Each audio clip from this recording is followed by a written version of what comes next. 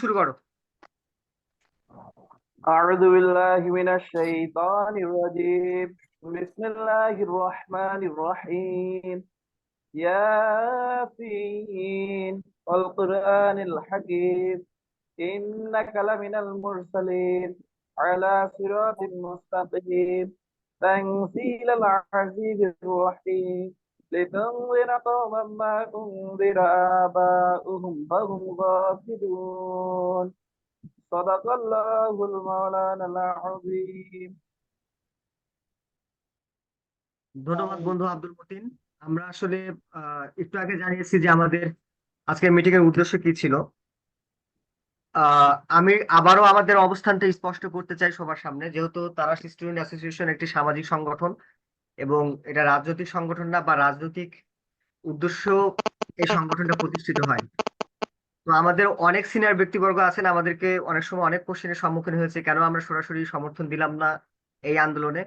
আসলে সরাসরি সমর্থন দেওয়ার মতো অবস্থানে আমরা ছিলাম না, তাই আমরা আমাদের পক্ষ থেকে দিক নির্দেশনা ছিল যারা ইন্ডিভিজুয়ালি করবে তাদেরকে আমরা সাপোর্ট দিব, এবং সাপোর্টটা হবে হচ্ছে আমরা প্রকাশ্যে না, আমরা ইন্টারনাল ভাবে সাপোর্ট দিব। আলহামদুলিল্লাহ সেটা করা হয়েছে আপনাদের দিক নির্দেশনা অনুযায়ী, এবং আহ, তারা সবাই ভালো আছে। তাদের সুস্বাস্থ্য কামনা করছে আবারও। তারা অনেক বড় কাজ করেছে। এই পর্যায়ে আমি বক্তব্য রাখার জন্য অনুরোধ করছি আমাদের সবার সিনিয়র, আমাদের সবারই গুরুজন, আমাদের মুক্তা আঙ্কেলকে। মুক্তা আঙ্কেল কর্মরত আছেন অলিম্পিক গ্রুপে। আমরা তার কাছ থেকে কিছু শুনবো।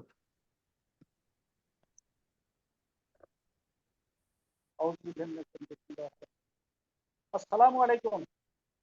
ওয়ালাইকুম আসসালাম রহমতুল্লাহ। আচ্ছা, মামুনকে ধন্যবাদ সুন্দর একটা আয়োজন করার জন্য। আমার ছাত্রদেরও অনেক ধন্যবাদ। তো আজকে উন্নয়ন প্রসঙ্গে না গিয়ে শুধু আজকে আমাদের পরিচয় পর্বটা হলে ভালো হয়। আমরা কে কোথায় অবস্থান করছি সেটা হলে বোধহয় ভালো হয়। মোক্তার, কি বলো? না আঙ্কেল, বলবো যে শোনেন, পরিচয় সবাই সবার চিনে। আপনাকে অনেকে না চিনলেও চিনে নেবেন ইনশাআল্লাহ, কিন্তু আমাদের জরুরি যেটা হচ্ছে যে কিছু দিক নির্দেশনা আমরা দিতে চাই। যে আমাদের প্রথম হচ্ছে যে, হ্যাঁ, সরি আমি আমাদের ইন্টারাপ্ট করতেছি। প্রথম প্রথম দিক নির্দেশনা হবে যে আমাদের শিক্ষা ব্যবস্থা, উপজেলার শিক্ষা ব্যবস্থা, তারপরে হলো যোগাযোগ ব্যবস্থা, এইগুলো নিয়ে আমাদের কথা বলা যেতে পারে।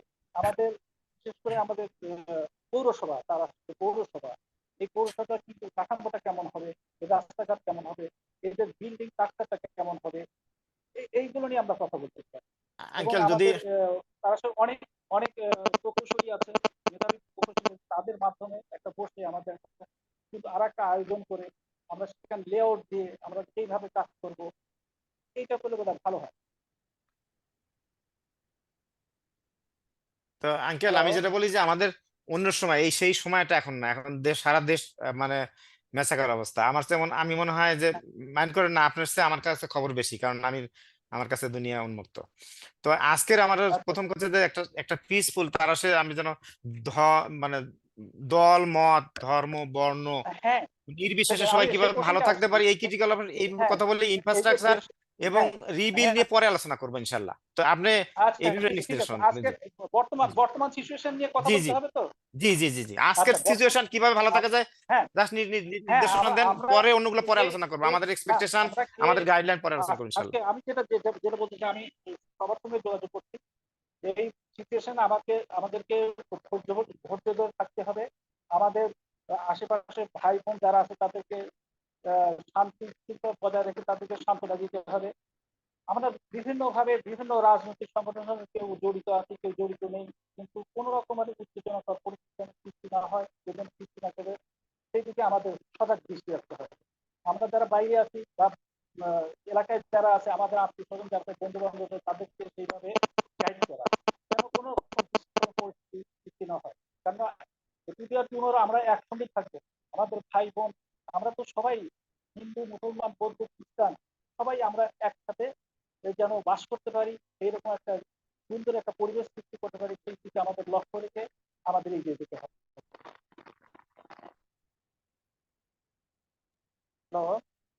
ধন্যবাদ আঙ্কেল, অনেক সুন্দর কথা বলছেন, বাস্তবিক কথা বলছেন। আমাদের মাঝে উপস্থিত হয়েছেন আমাদের শাহিনুর ভাই, উপস্থিত আছেন আবার সাইফুল ইসলাম ভাই, শহীদ রানা শিহাব ভাই সহ ডক্টর ইউসুফ আলী ভাই উপস্থিত হয়েছেন। তো আমরা একটু কথা শুনবো, দু একজন আমাদের সদস্য আছে তাদের কথা শুনবো, আবার আমরা আমাদের গুণীজন যারা আছেন তাদের কথা শুনবো। আমরা একটু মতামত নিতে চাই। মতামত নেওয়ার পরে দুজনের কাছ থেকে মতামত নেওয়ার পরে আমরা আবার আরেকজন গুণীজনের সাথে কথা বলবো।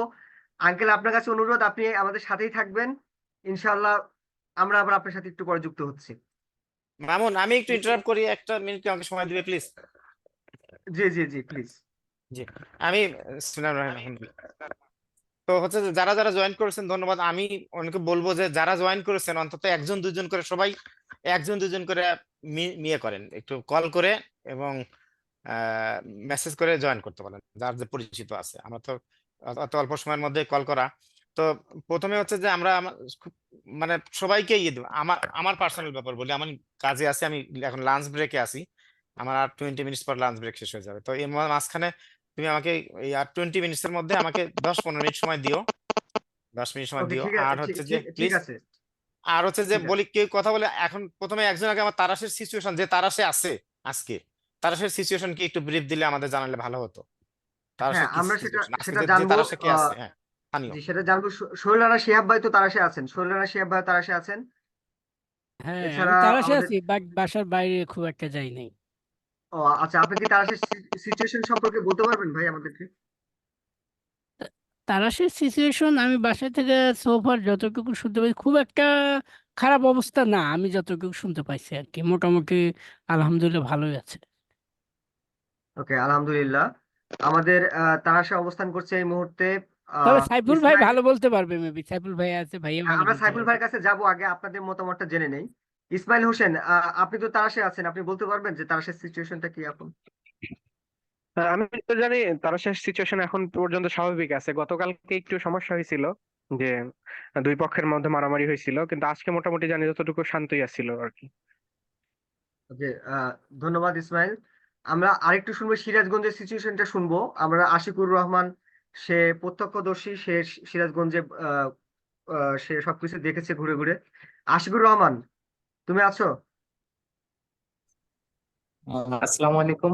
তুমি ধন্যবাদ একটু আমাকে আমাদেরকে সুযোগ দেওয়ার জন্য। আসলে বিস্তারিত একটু বলবা প্লিজ। আহ, আসলে যে এমন একটা পরিবেশ তৈরি হয়েছে এখন দেশে, ওই যে আহ, অরাজকতার মতো অবস্থা তৈরি হয়েছে। সিরাজগঞ্জে দেখলাম আমরা যে আহ, মানে সিরাজগঞ্জ শহরের যে দোকানপাট সবকিছু ভাঙচুর করে লোকজন দোকানপাটের জিনিসপত্র করে হরি লুটের মতো করে নিচ্ছে। মনে হচ্ছে যে মানে কেউ কোনো মালিক নাই, যার যার মতো যে যে যে দোকান ভেঙে জিনিসপত্র নিয়ে যাবে। আচ্ছা, তো এরকম এই পরিস্থিতি হয়তো বা আমাদের তারা সে আজকে কালকে হয় নাই, কিন্তু আগামীতে হবে না এর কোনো মানে নাই, যেহেতু দেশের অবস্থা খুবই খারাপ। আর এই কাজগুলো মূলত স্টুডেন্টরা করতেছে না, কিংবা সচেতন নাগরিকরা করতেছে না এই কাজগুলা। এই যে আহ, মানে সমাজের যে সিন- মানে আমরা যেটা সহজ ভাষায় বুঝি টোকাই টাইপের লোকজন যেগুলা, মানে এটা বাংলা ভাষায় এটা বললাম, সে তারা আসলে মূলত এই কাজগুলো করতেছে। তো তো আসলে আমাদের উচিত। আবার আরেকটা বিষয় সেটা হচ্ছে আরো অন্যান্য মানুষরা আবার একজনকে ফুসলাই দিচ্ছে যে এই এটা এই এই খারাপ কাজ করছে, আর দোকান ভাঙে, আর এই কাজ কর, ওটা দেখতে অরাজকতা তৈরি হচ্ছে। তো আমাদের তারা সে যারা আছি আমরা, আমাদের উচিত যে মানুষকে সচেতন করা যায়, না যেটা হয়ে গেছে সেটা আর তো হয়েই গেছে, তো সেটা নিয়ে আমাদের আর বাড়াবাড়ি না করে যে আমাদের তারাশের যে বাজার ঘাট কিংবা বিভিন্ন, আমি এরকমও খবর পাচ্ছি বিভিন্ন আহ, দেখা যায় যারা ক্ষমতায় ছিল গত, তারা তাদের বাড়ি ঘরও ভাঙচুর হয়েছে তারাশে। এটা থেকে দূরে আসা উচিত, কারণ ঘুরে ফিরে তো তারা তো আমাদেরই এই চাচা ভাই ভাস্তা তাদেরই বাড়ি। তো এটা থেকে দূরে আসে আমাদের সচেতন হতে পারে।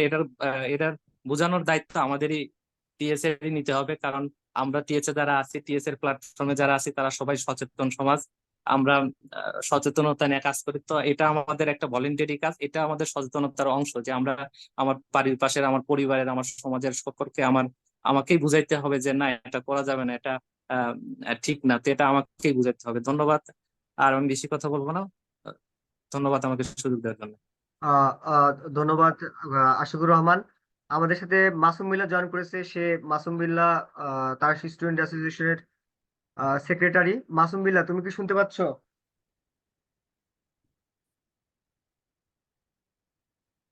মাসুম বিল্লাহ, শুনতে পাচ্ছ কি?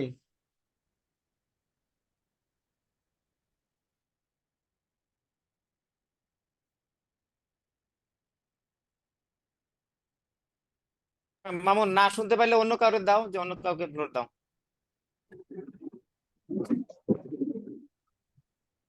মাসুম বিল্লাহ হয়তো শুনতে পাচ্ছে না। আমরা একটু যাব হচ্ছে আমাদের টিএস এর উপদেষ্টা মণ্ডলীর সদস্য সাবেক সভাপতি ডাক্তার ইউসুফ আলী ভাইয়ের কাছে।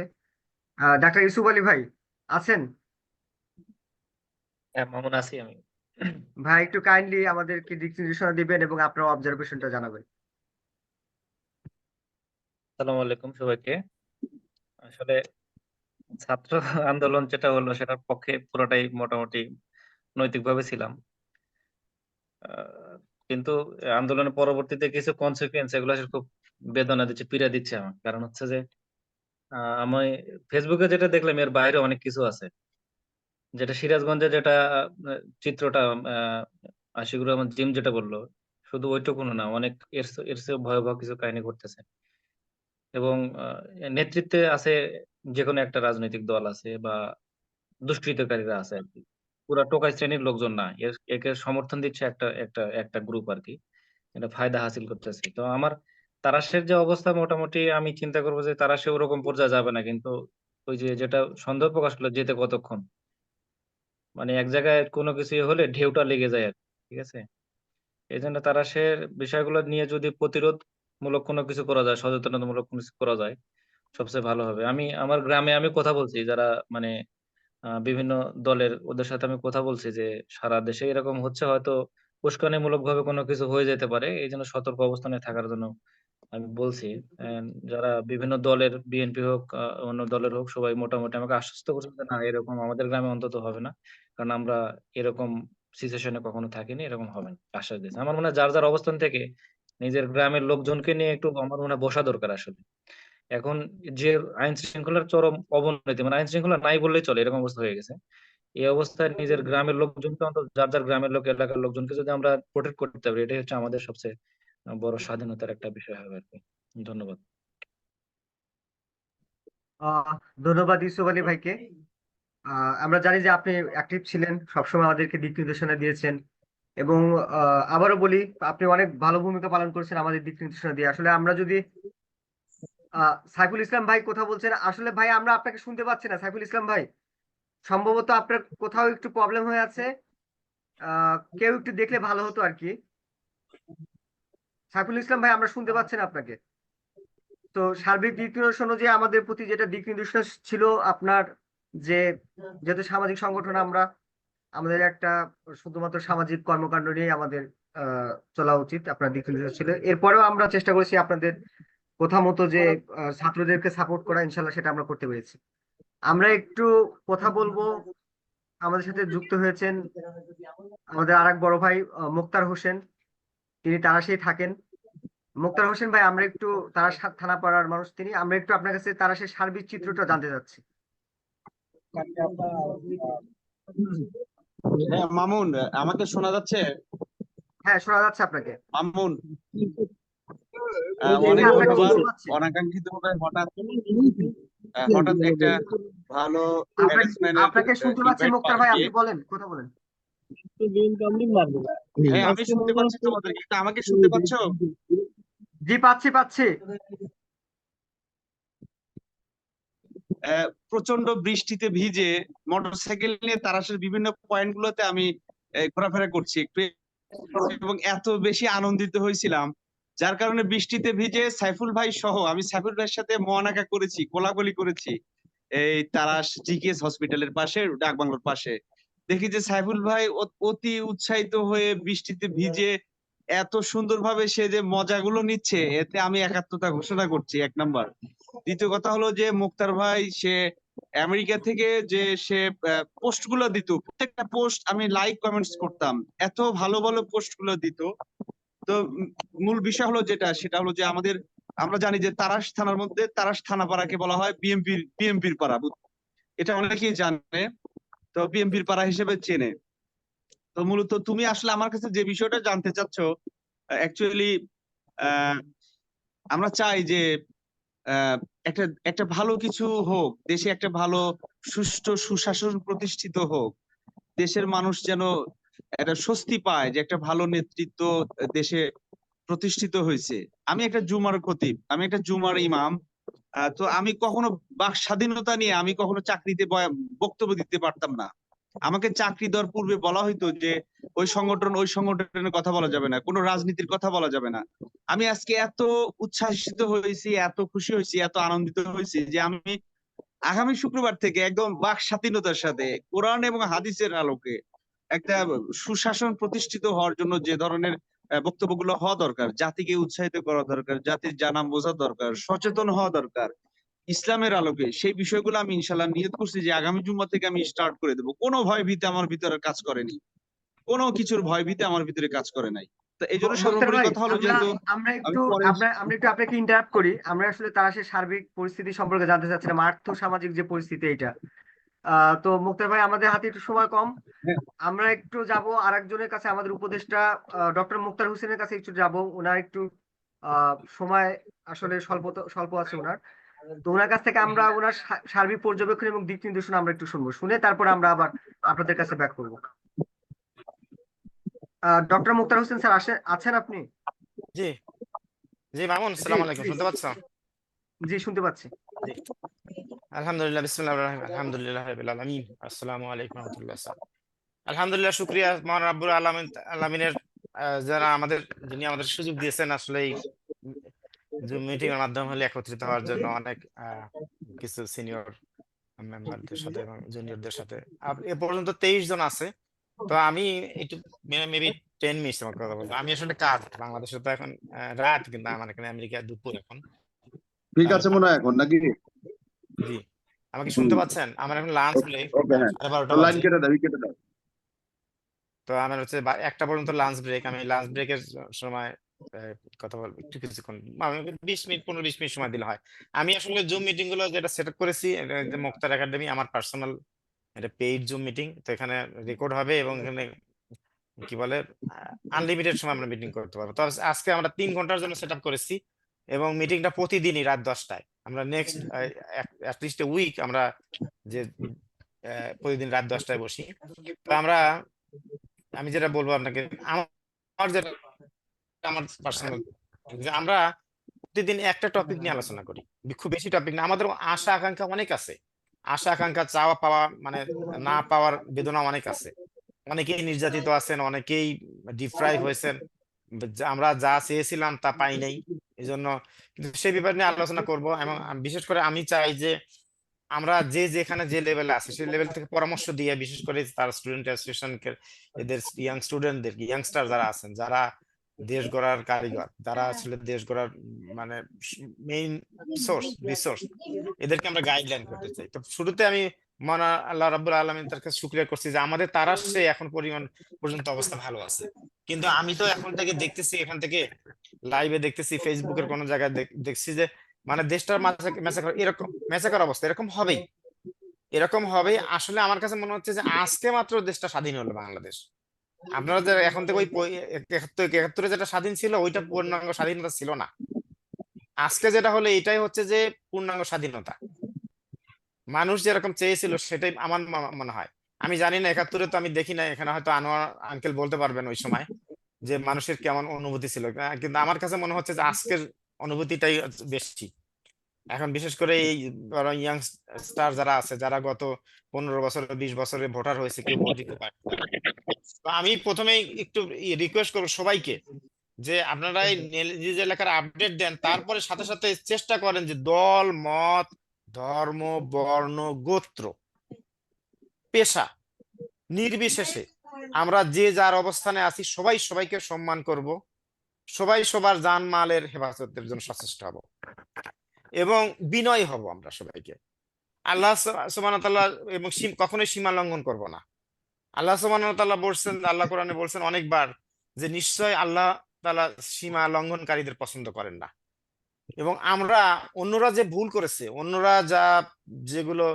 যে অন্যায়গুলো করেছে, সেই অন্যায়ের জন্যই তো এই বিক্ষোভটা, সেই অন্যায়ের জন্যই তো আজকের দিন বাংলাদেশের এই অবস্থা। আমি জানি হাজার হাজার মৃত্যুবরণ করেছে। আমরা বিদেশ থেকে প্রেডিট করছি গত কয়েক মাসের, আমার ইভেন কয়েক বছরের আমার পোস্ট যদি গুলোকে দেখেন, প্রত্যেকটা আমার গঠনমূলক ছিল, পরামর্শ দিতে চাইছি, কিন্তু যাদেরকে পরামর্শ দিতে চাইছি তারা কেউ পরামর্শ নেয়নি। আসলে মানুষ যেটা বলেন না, ওই ওই যে মানুষ কি বলে যে আমাদের দেশের রাজনীতিবিদ ওরা যারা উম, এই শ্রীলঙ্কা থেকেও শিক্ষা গ্রহণ করে নাই, কোনো দেশ থেকে শিক্ষা গ্রহণ করে নাই, ওই যেন তারা ইতিহাস থেকে শিক্ষা গ্রহণ করে না, তারা শিক্ষা দিতে আসে। কিন্তু আমরা সেটার মধ্যে না। আমি মনে করি যে তারা স্টুডেন্ট অ্যাসোসিয়েশন, ইনশাল্লাহ আমরা গাইড করি, তারা একটা আইডিয়াল স্টুডেন্ট অ্যাসোসিয়েশন হিসাবে গড়ে উঠবে, এবং তারা উপজেলাকে একটা আইডিয়াল হিসাবে গড়ে তোলার জন্য আমাদের ভূমিকা যেটা আছে, আমাদের যা চাওয়া পাওয়া আছে, সেটা আমরা এই তারা স্টুডেন্ট অ্যাসোসিয়েশনের মেম্বারকে দিতে বাস্তবায়ন করবো ইনশাল্লাহ। তো এখন যেটা হচ্ছে যে আরো ত্রাস হবে, এবং আজকে আগামীকাল আমি যেটা প্রেডিক্ট করতেছি, একটু আগে কাকে বলতেছিলাম যে আজকের দিনের মধ্যে, রাতের মধ্যে যেখানে যেখানে মূর্তি যেগুলো বা ইভেন বঙ্গবন্ধুর যেখানে যেখানে স্ট্যাচু যেগুলো আছে সবগুলো মানে ভেঙে ফেলবে, আমার ধারণা যে কালকে দেখবেন। কিন্তু জানি না, এখন তো মানুষকে এই সময় তো সংবিধান মেনে চলতেছে না। আমরা কিন্তু বারবার, বিশেষ করে আমি আমার পোস্টগুলোতে বারবার স্টুডেন্ট অ্যাসোসিয়েশনের ইয়ে থেকে পোস্ট দিচ্ছিলাম যে সবাইকে সংযত হওয়ার জন্য, দেশের ভালো করার জন্য উপদেশ দিচ্ছিলাম, কিন্তু কে কার কথা শুনে? বরং একসময় আমাকে ওই স্টুডেন্ট অ্যাসোসিয়েশন থেকে আমাকে বের করে দেওয়া হয়েছে, ওই ইয়ে থেকে, ওই আমাকে করা হয়েছে। ফলে যাই হোক, এখন আমি এখানে পোস্ট দিতাম না অনেক সময়, কিন্তু বাধ্য হয়ে বিশেষ করে কালকে ভাবে একটা পোস্ট দিলাম। তো যেটা হচ্ছে যে আমরা কিন্তু এই বারবার এই অ্যালার্মিং ইয়েটা নোটিফিকেশনটা কিন্তু দিচ্ছিলাম যে দেশে এরকম অবস্থা খারাপ হবে হবে হবে, কিন্তু তারা তো শোনে নাই। এখন তারা যেহেতু শোনে না, যারা অন্যায় করছে, অন্যায়ের বিচার হতে আমি চাই। আমি পার্সোনালি চাই যে যে হচ্ছে যে আমরা দল মত নির্বিশেষে, ধর্ম বর্ণ নির্বিশেষে সবাই যার যার জানমালের হেফাজত থাকবে। যে নিরীহ লোকগুলা কখনো শাস্তি পাবে না, তার কোনো যে অপরাধী করেছে অপরাধের উপযুক্ত বিচার হবে। কোরআন হাদিস এবং দেশের প্রচলিত আইনের আলোকে যারা অপরাধী তাদেরকে উপযুক্ত বিচার হবে, এবং যারা ক্ষতিগ্রস্ত ভিকটিম যারা, তারা আইনের আশ্রয় নেন, তারা হচ্ছে যে আহ আইনের আশ্রয় নেন এবং আইন মতো চলবে ইনশাআল্লাহ, আমরা যেটা আশা করি। এখন আল্লাহ আসলে মানুষ, আমরা তো জানি যে এখানে তো ওই যে কোরআনের অনেকে হাফেজ আছেন, এখানে ইমাম আছেন, একজন মুক্তার ভাই ইমাম আছেন। তো আপনারা ভালো জানেন আল্লাহ বলছেন কোরআনে যে তোমরা চক্রান্ত করো আর আমি পরিকল্পনাকারী। নিশ্চয়ই চক্রান্তকারীদের উপরে পরিকল্পনাকারী যিনি মহান আল্লাহ। তো দেখেন 2 দিন আগে, 1 সপ্তাহ তো হয়নি তাই না, 1 সপ্তাহ আগে কিভাবে একটা দলকে আরেকটা দল নিষিদ্ধ করলো? এটা তো আসলে সংবিধান মতো না। কিন্তু দেখেন এখন যে অবস্থা, যাদের নিষিদ্ধ করলো তারাই এখন বের হয়ে গেল। কিন্তু আমি যেটা বলতে চাচ্ছি, দল হিসাবে মনে করেন যে আমরা জানি যে আওয়ামী লীগ, ছাত্রলীগ, যুবলীগ এরা অনেক অনেক অন্যায় করেছে, এরা অনেক অনেক অন্যায় করেছে, এরা এমন এমন অন্যায় করেছে যেটা হচ্ছে ক্ষমার মানে অযোগ্য। ক্ষমার অযোগ্য অপরাধগুলো ঠিকই, নিশ্চয়ই এগুলো হচ্ছে যে বিচার হবে। আমি বলবো না যে আপনারা ক্ষমা করেন, ক্ষমা অযোগ্য, কিন্তু এখন তা বলে আমরা আইন নিজের হাতে আসলে বলবো তুলে নিব না, কিন্তু আসলে হয়ে যায় অনেক সময়। আমি তো আমাদের দেশটা জানি, আমি তো কি বলে সমাজের সব স্তরে থেকে উপর, আলহামদুলিল্লাহ নিচ স্তর থেকে উপর স্তরে পর্যন্ত উঠে আসছি, দেখে আসছি। বাংলাদেশের আমি বলতেছিলাম যে সিচুয়েশন যে এমন যে একজন এক্সিডেন্ট হয়ে লোক মারা যাচ্ছে, তাকে উদ্ধার না করে তার মানি ব্যাগ চুরি করেন, মানি ব্যাগটা খুলে নিচ্ছে, গহনাটা খুলে নিচ্ছে, এরকম আছে। তো বঙ্গভবনে গিয়া বঙ্গভবনের চেয়ার খুলে নিচ্ছে এই জিনিসগুলো নিয়ে নিচ্ছে। আমি তো এখন ভিডিওগুলো দেখতেছিলাম, এবং এটা হবে আরো 1 দিন 2 দিন। কারণ হচ্ছে যে এটা হচ্ছে যে যে শেখ হাসিনা যা করে গেছেন, এটা হচ্ছে যে সে তো নিজে তো চলেই গেছে, কিন্তু তার দলটাকে ধ্বংস করে গেছে। এবং মনে হয় যে বাংলাদেশের দুনিয়ার মধ্যে কোনো কুখ্যাত দল হিসাবে যদি এটা লিপিবদ্ধ হয়, তাহলে ফার্স্ট তার সংগঠন হবে, এবং হচ্ছে যে ছাত্রলীগ হবে। এখন সেটা এখন দল হিসেবে আওয়ামী লীগ থাকবে কি থাকবে না, সেটা সেটা আসলে আমি আপনি চাইলে বা না চাইলেই কিছু না, কিন্তু এটা দেশের আইন বুঝবে, দেশের মানে আপামর জনগণ বুঝবে। আমি আপনি কিন্তু এটা ডিসিশন নিতে পারবো না। তবে ইনশাআল্লাহ আমি যেটা বলবো যে ওই আনোয়ার আঙ্কেলের সাথে বিয়ে করে আমরা আগামীতে নেন না, আমরা প্রতি কয়েকদিন পর পরই বসি, 1 দিন 2 দিন, একদিন পর পর, এভরি আদার ডে অর বা মাঝে মাঝে বসি, বা অ্যাটলিস্ট উইকে একদিন বসতে পারি এই সময় রাত 10টায়, উইকেন্ডে যেমন বসতে পারি। তাহলে হয় কি, আমরা আলোচনা করতে পারি যে আমরা কি চাই। যেমন আমি পার্সোনালি একটা বলি, আমি একজন শিক্ষাবিদ, আমার আব্বা শিক্ষক ছিলেন, আপনারা সবাই জানেন, তারা হাই স্কুলের শিক্ষক ছিলেন।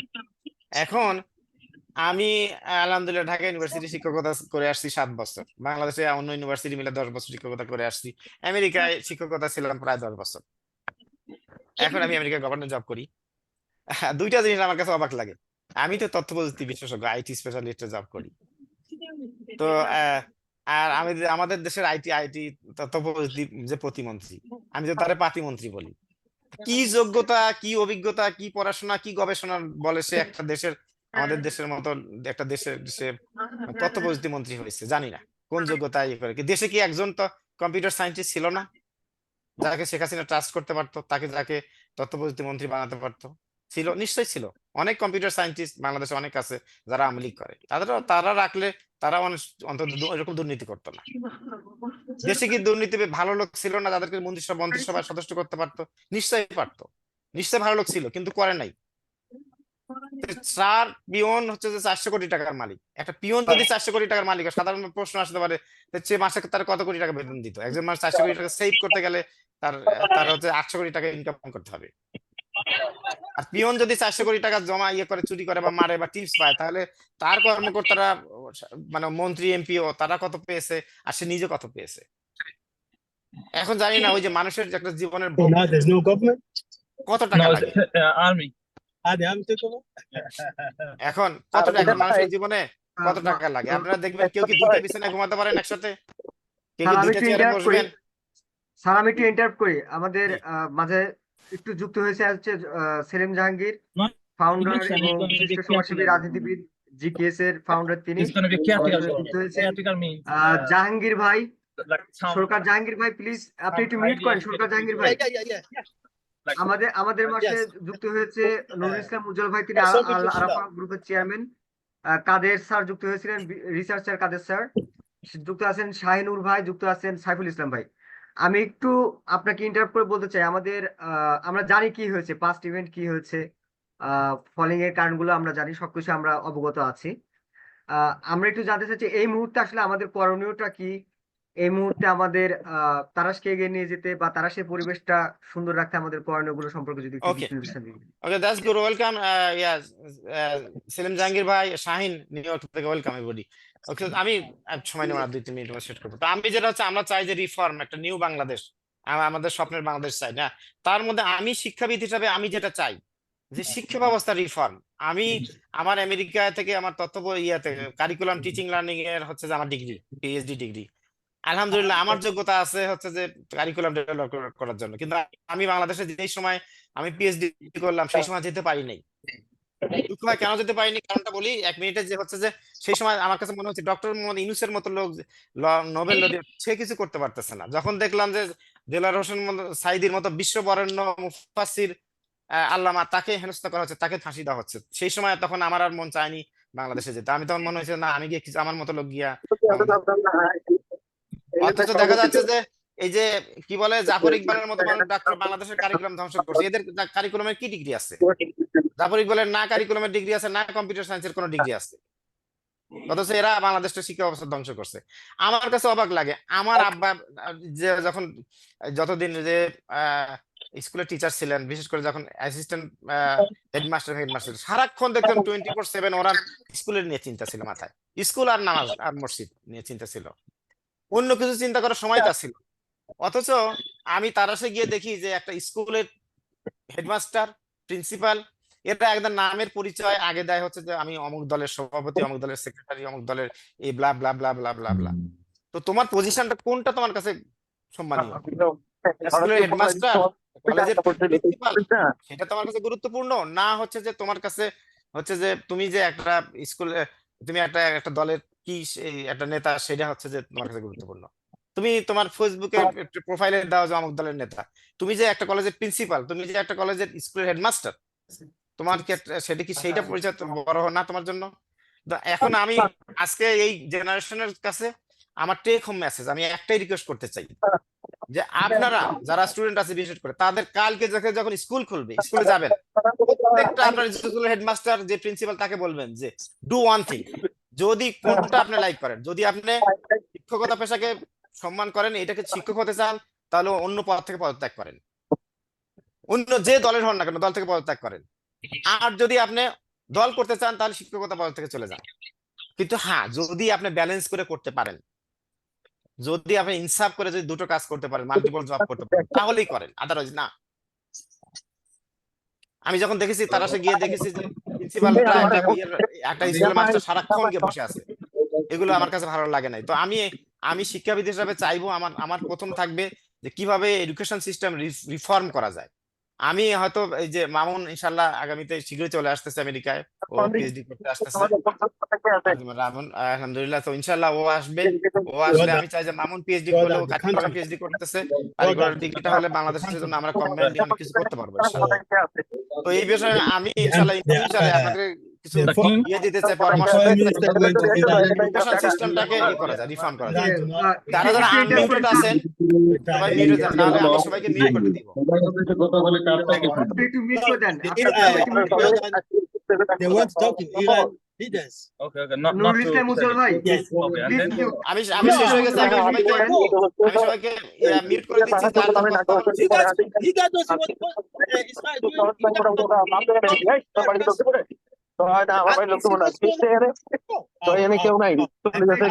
সবাই একটু মিট করি। Muslim community, how? ভাই সবাইকে মিউট করে দেন আপনি। আমি করার চেষ্টা করতেছি। সবাই একটু মিট করি। আর এটা মানে তো আমার অ্যাডমিন শেষ বাড়া দেন। মামুন, আমার হচ্ছে যে আসলে ব্রেক টাইম শেষ, তুমি অন্য একটা কথা বল। Okay, বিশেষ thank করে you. এখানে আমরা সেলিম ভাই একটু- আছে, সেলিম ভাই আপনার প্রতি রিকোয়েস্ট থাকবে, তার আছে, আমরা দল মত নির্বিশেষে এই মুহূর্তে যেন মানে ধর্মগত বিষয়ে সবাই যেন ভালো থাকতে পারি, সবার জানমালের হেফাজত করবেন আপনি। আর হচ্ছে যে যারা বিনয় হবেন, সীমা লঙ্ঘন করবেন না, এবং কিন্তু যারা অপরাধী তাদের অপরাধীর বিচার হোক, এটা আমি চাই। তাদের অপরাধীর সময় মতো বিচার হবে, এবং দল হিসাবে আওয়ামী লীগ ছাত্রলীগ থাকবে কি থাকবে না এটা দেশ নির্ভর করবে, এটা এটা সময় মতো এটা বুঝবে। এই মুহূর্তে একদিনের ডিসিশন, এটা ডিসিশন না, এই এক সপ্তাহের মধ্যে এটা ডিসাইডেড হবে না। এটা লং টার্ম যে ডিসিশন সেগুলো পরে হবে। এখনকার মতো আমরা কিভাবে ভালো থাকতে পারি নিজেদের আত্মীয় স্বজনের মধ্যে, সেই ব্যাপারে কি করণীয় সেটার ব্যাপারে পরামর্শ যাচ্ছে। স্যার, আমরা একটু আসসালামু আলাইকুম। রাজনৈতিক বিষয়টা একটু হ্যাঁ, একটু আলাদা করি। আমি একটু শাহিনুর ভাই কথা বলতে চাচ্ছেন, একটু ভাই প্লিজ। আসসালামু আলাইকুম। Thank you. আমি শাহিন। আসলে আমি এখন জব করতেছি, যার কারণে আমার জন্য দীর্ঘ সময় কথা বলা খুব কষ্টকর। তো আমাকে এই অনুষ্ঠানে সংযুক্ত করার জন্য আপনাদের অসংখ্য ধন্যবাদ। আমাদের মনে হয় যে এই মুহূর্তে সবচেয়ে করণীয় কাজ হচ্ছে এটা, যে আমাদের শান্তি এবং সৌহার্দ্য বজায় রাখা, অর্থাৎ আমাদের প্রতিবেশীরা যেন ভালো থাকে, এবং মানুষ অন্যায় করলে অন্যায়কে ক্ষমা করা ইসলামের হচ্ছে গিয়ে সবচেয়ে সর্বোত্তম পন্থা। আমরা আগের দিন ভুলে যাব, আমরা সবাইকে নিয়েই আমরা দেশ গড়তে চাই, এটা হচ্ছে আমাদের প্রথম কথা। আর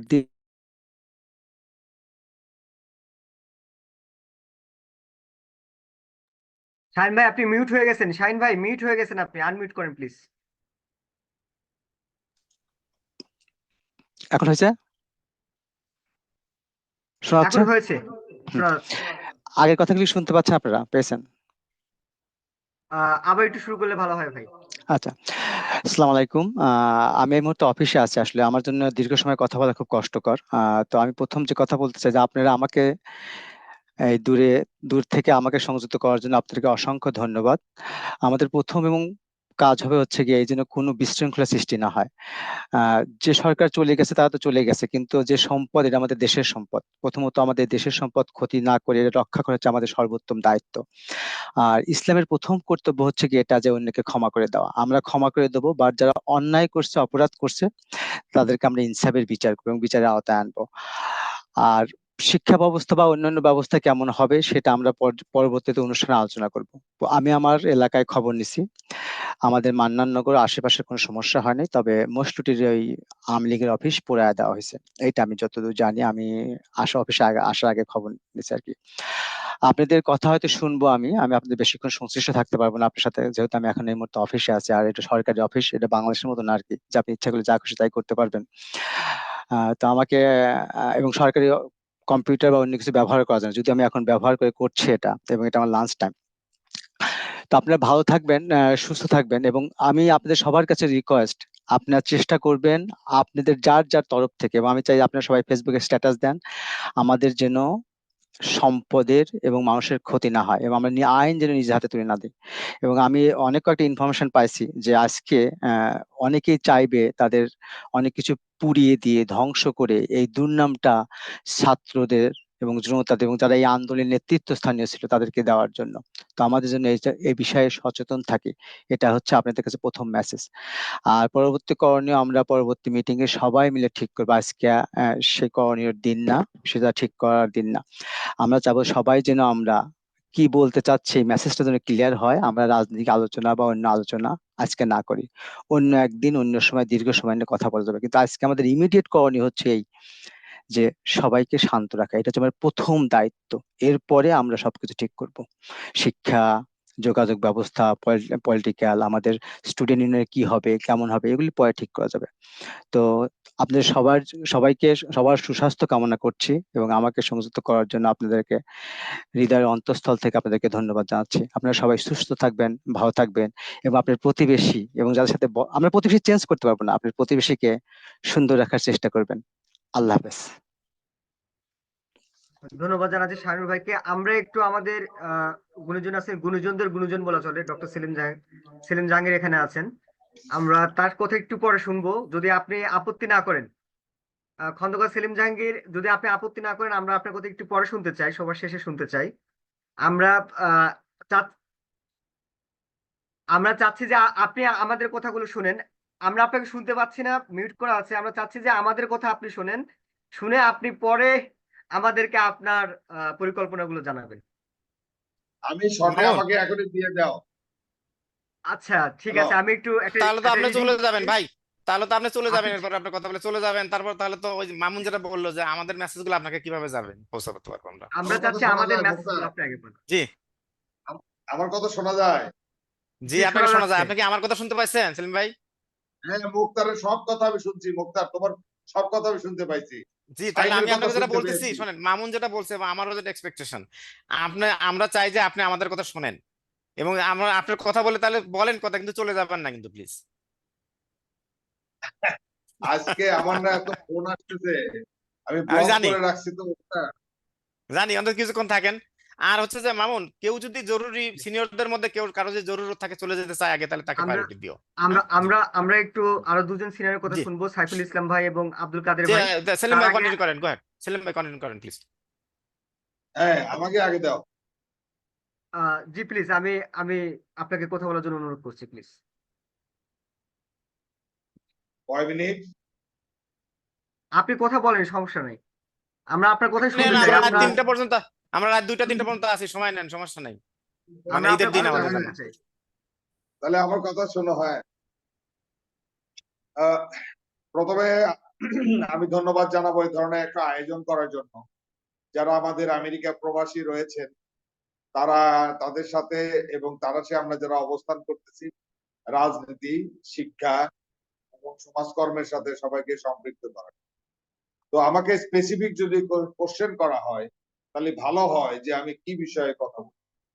এখন আজকে যে আমাদের বিজয় হলো, জনগণের বিজয় হলো, এই বিজয়টা আমি মনে করি যে বিশাল বিজয়। 100 বছরে বাংলাদেশে যা হয়নি সে বিজয় হয়েছে।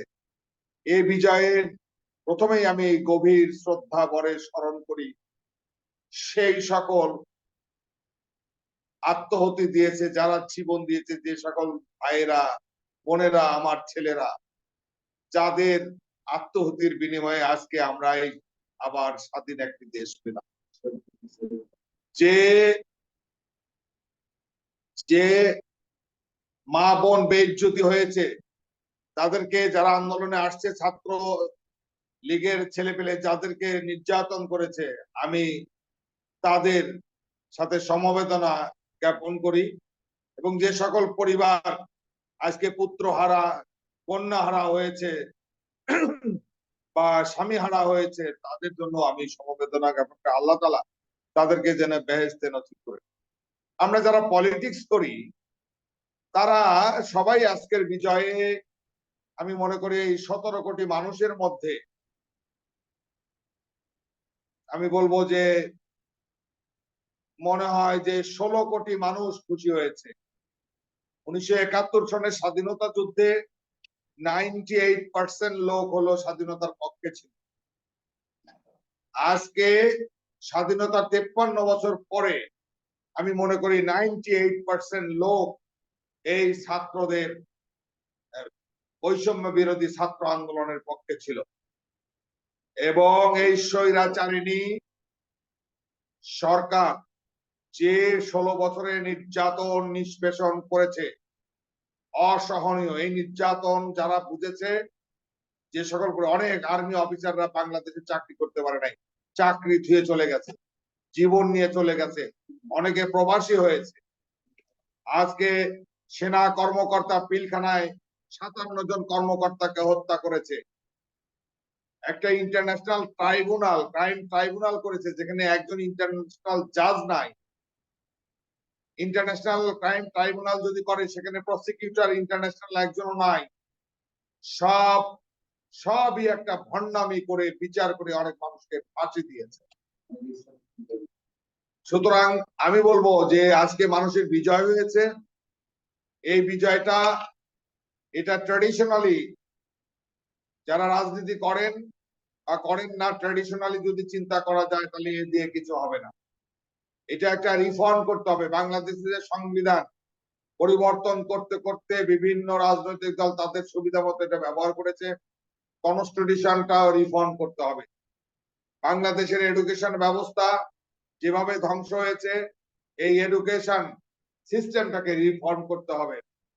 আজকে স্বাস্থ্য চিকিৎসার উপরে মানুষের, বাংলাদেশের চিকিৎসার উপর ভরসা নাই, ইন্ডিয়ার উপর নির্ভরশীল হতে হয়। ইন্ডিয়া বাংলাদেশকে এমন ভাবে ধরে খেয়েছে, শিক্ষা, স্বাস্থ্য সবকিছুর জন্য যেন তাদের কাছে যেতে হয়। গার্মেন্টস সেক্টরও ধ্বংস করার পরিকল্পনা করছে।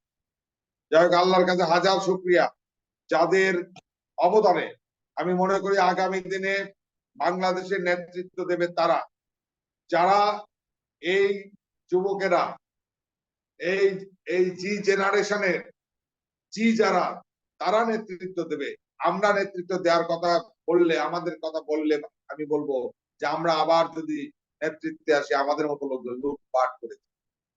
এখানে ব্যক্তিগতভাবে কারো কোনো রাজনৈতিক দলের অত বেশি কৃতিত্ব নাই। এই সম্পূর্ণ কৃতিত্বটাই হলো আপনার ছাত্রদের, ছাত্রীদের এবং তাদের গার্জিয়ানরা যারা মাঠে নেমেছে, বিশেষ করে ইউনিভার্সিটির টিচার, আমি রেসপেক্ট করি তাদেরকে। তাদের অবদানে আজকে এই দেশ আবার স্বাধীন হলো। এই স্বাধীনতা ধরে রাখতে হবে। এই স্বাধীনতার সাথে ইন্ডিয়ার কোনো ভাগ বসানোর সুযোগ থাকবে।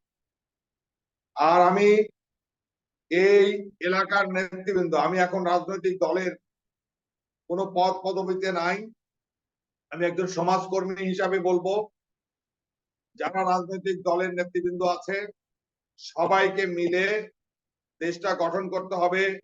কোনো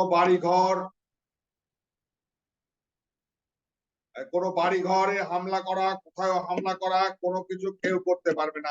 আমার নিষেধাজ্ঞা থাকবে। আমার কোনো উপাসনালয়ে হামলা করা চলবে না। কোনো জায়গায় যদি কোনো রকমের কোনো ব্যক্তিকে অ্যাসাল্ট করা হয়, হামলা করা হয়, কারো যদি মালামাল সম্পদের ধ্বংস করা হয়, তার জন্য সে যারা করবে তারা দায়ী হবে। কোন রাজনৈতিক দল তার দায়িত্ব নেবে না। এবং আমি বলবো যে সবাইকে নিষেধ করে দেই, প্লিজ প্লিজ বাংলাদেশকে রিফর্ম করতে হবে, গঠন করতে হবে, নতুন ভাবে সাজাতে হবে।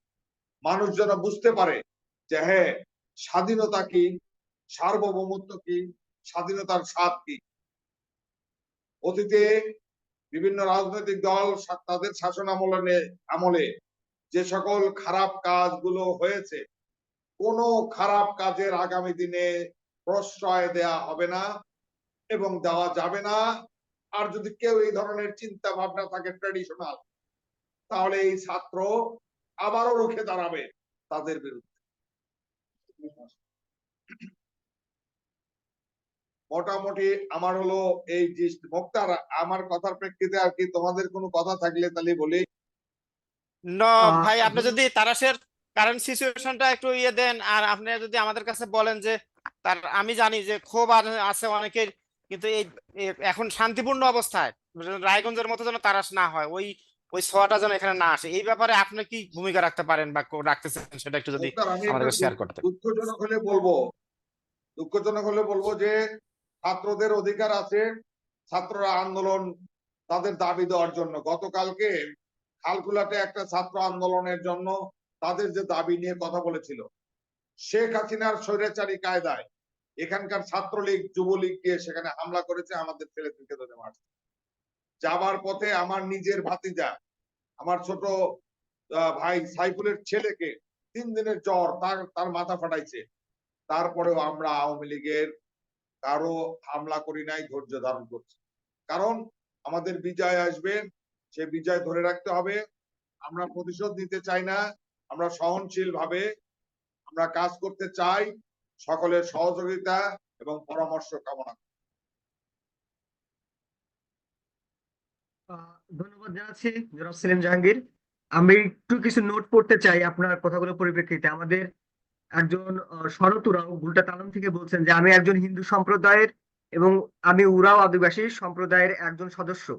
স্বাধীনতা পেয়েছি কিন্তু মুক্তি পাইনি এজন্যই বললাম, কারণ স্বাধীন হতে না হতেই কেন এমন সহিংসতা হবে আমাদের এই সংখ্যালঘুদের সেন্টিমেন্টের উপর। আমার কাছে 6-7টা রেফারেন্স আছে আজকের মন্দিরের হামলার। আমি চাই সঠিক গণতন্ত্র প্রতিষ্ঠা হোক এবং দেশের সর্বোচ্চ আইন সংবিধান এর সঠিক বাস্তবায়ন হোক। আমার অনুরোধ, টিএসএ একটা নিরাপত্তা সেল গঠন করবে এবং পদবি, সেল নম্বর সহ যে কোনো প্রয়োজনে যে কোনো সময় টিএসএ এর পাশে তিনি থাকবেন এবং আমাদের সার্বিক সহযোগিতা কামনা করছেন। ওরাও আপনি নিশ্চয়ই শুনেছেন যে আমাদের আসলে শরৎ উরাও, আমরা বলতে চাই আপনাকে, আমাদের যারা আছেন তারা সবাই গুণীজন, তারা সে প্রশ্নে একমত যে দেশের আর কোথাও কি হচ্ছে না হচ্ছে সেটা বড় কথা নয়, কিন্তু তারা যেন নিরাপদ থাকে, তারা সে নিরাপত্তা, আপনাদের সবাই নিরাপত্তা নিশ্চিতে, মানুষের জানমালের নিরাপত্তা নিশ্চিতে আমরা আজকে মিটিং আয়োজন করেছি। ইনশাল্লাহ আপনি তারা সে নিরাপদে থাকবেন। মামুন এরপরে মামুন আপনার মামুন সরি ইন্টারাপ্ট করলাম, আমার সময় শেষ, আসলে ব্রেক শেষ, আমি এখনো কাজে যাবো, তো 1 মিনিট একটু কথা বলি। এই মাত্র সময় পেলাম, একটা নিউজ শেয়ার করতে চাই যে খালেদা জিয়াকে মুক্তি দেওয়ার সিদ্ধান্ত নেওয়া হয়েছে। I welcome this, it's good decision.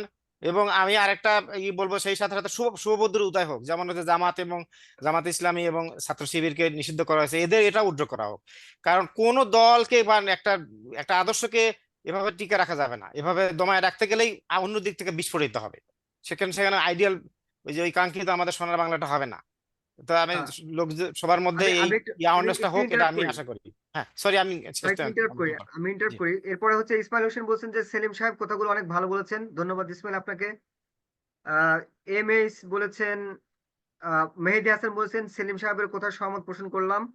জনাব সেলিম সাহেবের কথাগুলো দারুণ বলেছেন মারুফ হোসেন। সো আমরা নোট পড়া শেষ করলাম, এরপরে কথা বলার জন্য আমন্ত্রণ জানাচ্ছি। আমরা দেখেছিলাম যে মাঝখানে আমাদের আব্দুল মজিদ জয়েন করেছিলেন।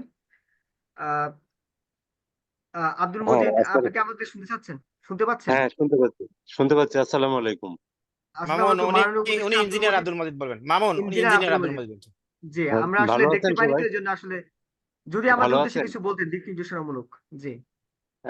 এখন বলার মধ্যে যেটা হচ্ছে যে সেলিম ভাই তো বললেনই, তো আমার এখন যেই জিনিসটা খুব ইম্পর্টেন্ট, যে এই মুহূর্তের অবস্থাটা তারা বা যে সারা দেশেরই যে কিছু একটা গুজব আছে, তারপরে আরো কিছু আছে যে সংখ্যালঘুদের উপরে যে হামলাটা, বা এই জায়গাটাকে আমাদের যে কোনো মূল্যে প্রোটেক্ট করতে হবে আর কি। আমি একটু আগে ফেসবুকে দেখলাম যে বিভিন্ন জায়গায় বিভিন্ন এলাকায় কমিটি করে করে যেসব জায়গায় সংখ্যালঘুদের স্থপতিগুলো আছে বা স্থাপনাগুলো আছে, স্পেশালি মন্দির এবং বাড়ি, এইগুলা সেভ করার জন্য আজকে রাত রাত সারা রাত ধরেই দিবে। কারণ আসলে কখন হামলাটা হবে, কে কিভাবে কোন দুর্বৃত্তরা হামলা করবে, সেটা আসলে কারোরই জানা নাই। তো আমার মনে হয় যে এই জায়গাটা আমাদের সবারই নজর দেওয়া উচিত, যে এইটা আসলে স্যাবোটাজও করতে পারে, কেউ স্যাবোটাজ করতে পারে, কেউ পার্সোনাল ইন্টারেস্টে করতে পারে, যে কোনো ভাবে যে কোনো কিছু হইতে পারে। তো এই জায়গাটা যাতে কোনোভাবেই সমস্যা না হয়, সেই জায়গাটাতে মানে আমি তো আসলে তারা সেও নাই, আপনারা তো আছেন, আর সেলিম ভাই বা অন্যান্য যারা টুটুল, তারা সবাই তো আসলে বিএনপির সাথে বা অন্যান্য দলগুলোর সাথে জড়িত। সবার দেখা যাবে শেষ পর্যন্ত দোষগুলো আসবে হয়তো রাজনৈতিক দলের উপরেই। এটা স্যাবোটাজ হয়তো করতে পারে দুর্বৃত্তরা, সেই জায়গাটা আমার মনে হয় যে সর্বাত্মক ভাবে এবং সবাই মিলে এটাকে আজকে রাত এবং আগামীকাল এটাকে সেভ করার চেষ্টা করতে হবে। চেষ্টা না, সেভ করতে হবে আর কি। তো ধন্যবাদ আমার জানাচ্ছি আমার মাননীয় এটাই উপদেষ্টা। জি, মাননীয় উপদেষ্টা আপনাকে অনেক অসংখ্য ধন্যবাদ দিক নির্দেশনা দেওয়ার জন্য। আমরা চাই যে ইনশাল্লাহ আপনার মেসেজটা আমরা ছড়িয়ে দিতে পারবো। আমি একটু আমাদের সাথে যুক্ত হয়েছেন মুরাদুজ্জামান, আমি তাদের কাছে একটু পরে যাচ্ছি। আমাদের কাছে যুক্ত হয়েছেন রিসার্চার আব্দুল কাদের ভাই। একটু রিসার্চার আব্দুল কাদের ভাইয়ের কথা শুনবো এবং তারপরে আমরা সাইফুল ইসলাম ভাইয়ের কাছে যাবো আবার। আব্দুল কাদের ভাই শুনতে পাচ্ছেন? প্রফেসর আব্দুল কাদের উনি কিন্তু professor then researcher, first professor. Please do not forget to আসসালামু মেনশন। আলাইকুম, আসসালামু আলাইকুম রহমতুল্লাহ। ওয়ালাইকুম আসসালাম মামুন, ভাইয়া। আমাকে কি শোনা যায়? জি শুনতে পাচ্ছি আমরা। Thank you. আলহামদুলিল্লাহ, সমস্ত প্রশংসা সেই মহান রাব্বুল আলামিনের জন্য, যিনি আমাদেরকে দীর্ঘদিন যাবৎ একটা জালিম শাসনের আওতায় রেখে বিভিন্ন রকমের হয়রানি, অত্যাচার, নির্যাতন করেছিলেন। সেই নির্যাতন থেকে আজকে আমরা স্বাধীনতা অর্জন করেছি। এর জন্য মহান রব্বুল আলামিনের কাছে শুকরিয়া আদায় করি। আবারও বলি আলহামদুলিল্লাহ। পবিত্র কোরআন শরীফে একটা আয়াত রয়েছে, সেটা হলো জা আল হাক্কু ও জাহাকাল বাতিল ইন্নাল বাতিল কানা জাহুকা। অর্থাৎ এখানে বলা হয়েছে যে সত্য সমাগত, মিথ্যা অপসৃত। তো যেটা মিথ্যা সেটা সর্বদাই অপসৃত হবে, যেটা অন্যায় অবশ্যই সেটার পতন হবে। যেটার দৃশ্যমান দৃষ্টান্ত আজকে আমরা দেখতে পারলাম। তো সব মিলে আমি প্রথমেই সেই সমস্ত ইয়াং জেনারেশন, যারা আমাদের মতো টিচারের হাতে তৈরি হওয়া কিছু ছাত্র, যাদেরকে আমরা সবসময় মনে করতাম যে তারা টিকটক নিয়ে, ফেসবুক নিয়ে পড়ে থাকে, কিন্তু আসলে তাদের ভিতরে যে হিউম্যানিটি আছে, তাদের ভিতরে যে ন্যায়নিষ্ঠা কাজ করে, তাদের ভিতরে যে সত্য মিথ্যা, ন্যায় অন্যায়ের যে দুটি বিভেদ, এই অনুভূতিটা যে তাদের আছে, সেই অনুভূতি নিয়ে তারা যে আজকে সংগ্রাম করে সারা বাংলাদেশ সহ পুরো জাতিটাকে একটি দুর্নীতিবাজ জালিম শাসকের হাত থেকে রক্ষা করেছেন। এজন্য আমি সেই শহীদদের, যারা আজকে শাহাদত বরণ করে আমাদের এই বিজয়ে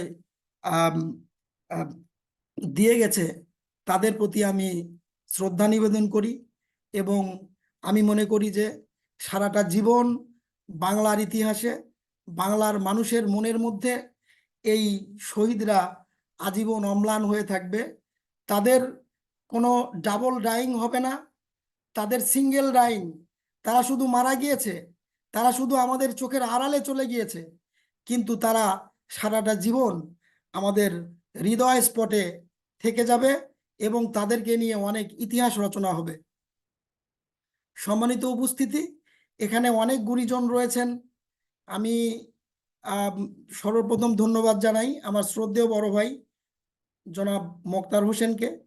এছাড়া এখানে উপস্থিত খন্দকার সেলিম জাহাঙ্গীর ভাই রয়েছেন। তারপরে আমার শ্রদ্ধেয় বড় ভাই সাইফুল ভাই রয়েছেন। কিছুক্ষণ আগে আব্দুল মজিদ ভাই, ওনাকে আমি চিনি, উনি হয়তো আমাকে চিনেন না। ওনার বাড়ি মনোহরপুর এবং উনি একজন বুয়েট ইঞ্জিনিয়ার। ওনার সম্বন্ধে অনেক কিছু জানি এবং স্টুডেন্ট লাইফ থেকেই উনি আমার ইন্সপাইরেশন ছিলেন, যে উনি যদি এত বড় পর্যায়ে যেতে পারেন, আমরাও হয়তো বা পারবো। তো এত গুণী মানুষের ভিতরে আমি কি বলবো, এটা আসলে আমার খুবই নার্ভাসনেস আমি ফিল করছি। তারপরেও আজকে আবেগে আপ্লুত হয়ে যা যা করেছি, আজকে মিছিল করেছি, আনন্দ মিছিল করেছি, বৃষ্টিতে ভিজেছি, বৃষ্টিকে বৃষ্টি মনে হয়নি। তারপরে ঠান্ডারকে বা গর্জনকে, মেঘের গর্জনকে গর্জন মনে হয়নি। মনের ভিতরে চরম আনন্দ নিয়ে এখনো আছি এবং সেই আবেগে এখন কিভাবে কথা বলবো আমি জানি না, আপনারা বুঝতে পারবেন। তো আমি একটা কথা বলবো, সেটা হলো যে কলোনিয়ালিজম শুধু বইয়ে পড়েছি। কলোনিয়ালিজম হচ্ছে রিসার্চের সবচেয়ে একটা ইম্পর্টেন্ট পার্ট অফ রিসার্চ। তো এই কলোনিয়ালিজম আমরা প্রথমে দেখেছিলাম সেই ইস্ট ইন্ডিয়া কোম্পানি এই ভারত উপমহাদেশে এসে কলোনিয়ালিজম প্রতিষ্ঠা করেছিল। সেই কলোনিয়ালিজমকে ভেঙ্গে যখন আবার এই ভারত উপমহাদেশ প্রতিষ্ঠা করা হলো, সেখানে আমরা দেখলাম যে ভারতের কলোনিয়ালিজম, উপনিবেশবাদ। এরপরে আবার আমরা বাংলাদেশের লোকজন পাকিস্তানি কলোনিয়ালিজমের ইয়েতে পড়েছিলাম, গ্যারাকলে পড়েছিলাম। সেখানে আমাদের অনেক নির্যাতিত হতে হয়েছে। আমরা সেখান থেকে অনেক আত্মহুতি, অনেক আত্মদানের বিনিময়ে 1971 সালে আমরা স্বাধীনতা অর্জন করে একটি বাংলাদেশ নামক মানচিত্র রচনা করেছিলাম। এরপরে আমরা দেখলাম যে 1971 সাল থেকে 91 পর্যন্ত এদেশের রাজনৈতিক পরিস্থিতি অস্থির ছিল, কিন্তু 91 থেকে যখন আমরা গণতান্ত্রিক উপায়ে নির্বাচনের মাধ্যমে সরকার পেয়েছিলাম, পালাক্রমে 91, এরপরে আমরা 96, এরপরে 2001, এরপরে 2008-এর 29শে ডিসেম্বর আজকে যে স্বৈর শাসকের পতন হলো, সেই স্বৈর শাসক 2008-এর 29শে ডিসেম্বরে এদেশে এসে বসেছিল। তারা প্রথমবারে গণতান্ত্রিক উপায়েই নির্বাচিত হয়ে দেশে এসেছিল। আসার পরেই তারা যে এজেন্ডা বাস্তবায়ন করতে চেয়েছিল সেটা হচ্ছে যে এদেশে মুসলিম প্রধান দেশ, এই মুসলিম সেন্টিমেন্টকে যতদিন পর্যন্ত তারা নষ্ট করতে না পারবে ততদিন পর্যন্ত তারা শান্তিতে বসবাস করতে পারবে না। এই কারণে তারা কিন্তু এই যে 2008 সালের 29শে ডিসেম্বর থেকে এ যাবৎ পর্যন্ত কি কি করেছে, কিভাবে নির্বাচিত হয়েছে, কিভাবে অন্যায়কে তারা ন্যায় হিসেবে প্রতিষ্ঠা করতে চেয়েছে। তারা মনে করে আমরা শুধু জ্ঞানী, অথচ গ্রাম বাংলার প্রত্যেকটা গ্রামেই যে জ্ঞানী গুণীরা বাস করে, প্রত্যেকটা গ্রামেই যে বিশ্ববিদ্যালয়ে পড়ুয়া শিক্ষক রয়েছে, তারপরে জ্ঞানী লোকজন রয়েছে, তাদের চোখে ধুলো দিয়ে, তাদের বিবেকে কষ্ট দিয়ে অনেক অন্যায়কে, অনেক মিথ্যাকে প্রতিষ্ঠিত করে তারা তাদের অন্যায় কার্যক্রম অব্যাহত রেখেছিল। কিন্তু ওই যে বললাম না যে জা আল হাক্কু ও জাহাকাল বাতিল, সত্য সমাগত, মিথ্যা অপসৃত। আজকে শত বাধা উপেক্ষা করে হলেও আজকে এই বাংলার দামাল ছেলেরা, এই বাংলার সচেতন ছাত্ররা, বাংলার সচেতন বিশ্ববিদ্যালয় কলেজের শিক্ষকরা এবং আপামর জনসাধারণ যখন ঐক্যবদ্ধ হয়ে তাদের বিরুদ্ধে আন্দোলন শুরু করেছে, তারা কিন্তু পালাতে বাধ্য হয়েছে। এবং এই পরাজয়ের মাধ্যমে আজকে আমরা আরেক কলোনিয়ালিজম, আরেক ঔপনিবেশবাদকে আমরা উৎখাত করতে সক্ষম হয়েছি। এই ছিল আমাদের দীর্ঘ কয়েকশো বছরের আমাদের এই কলোনিয়ালিজমের গ্যারাকলে পড়ে নিজেদেরকে নির্যাতিত হতে দেখা। আজকে আমরা নতুন দিগন্তের সূচনা হয়েছে দেখতে পাচ্ছি।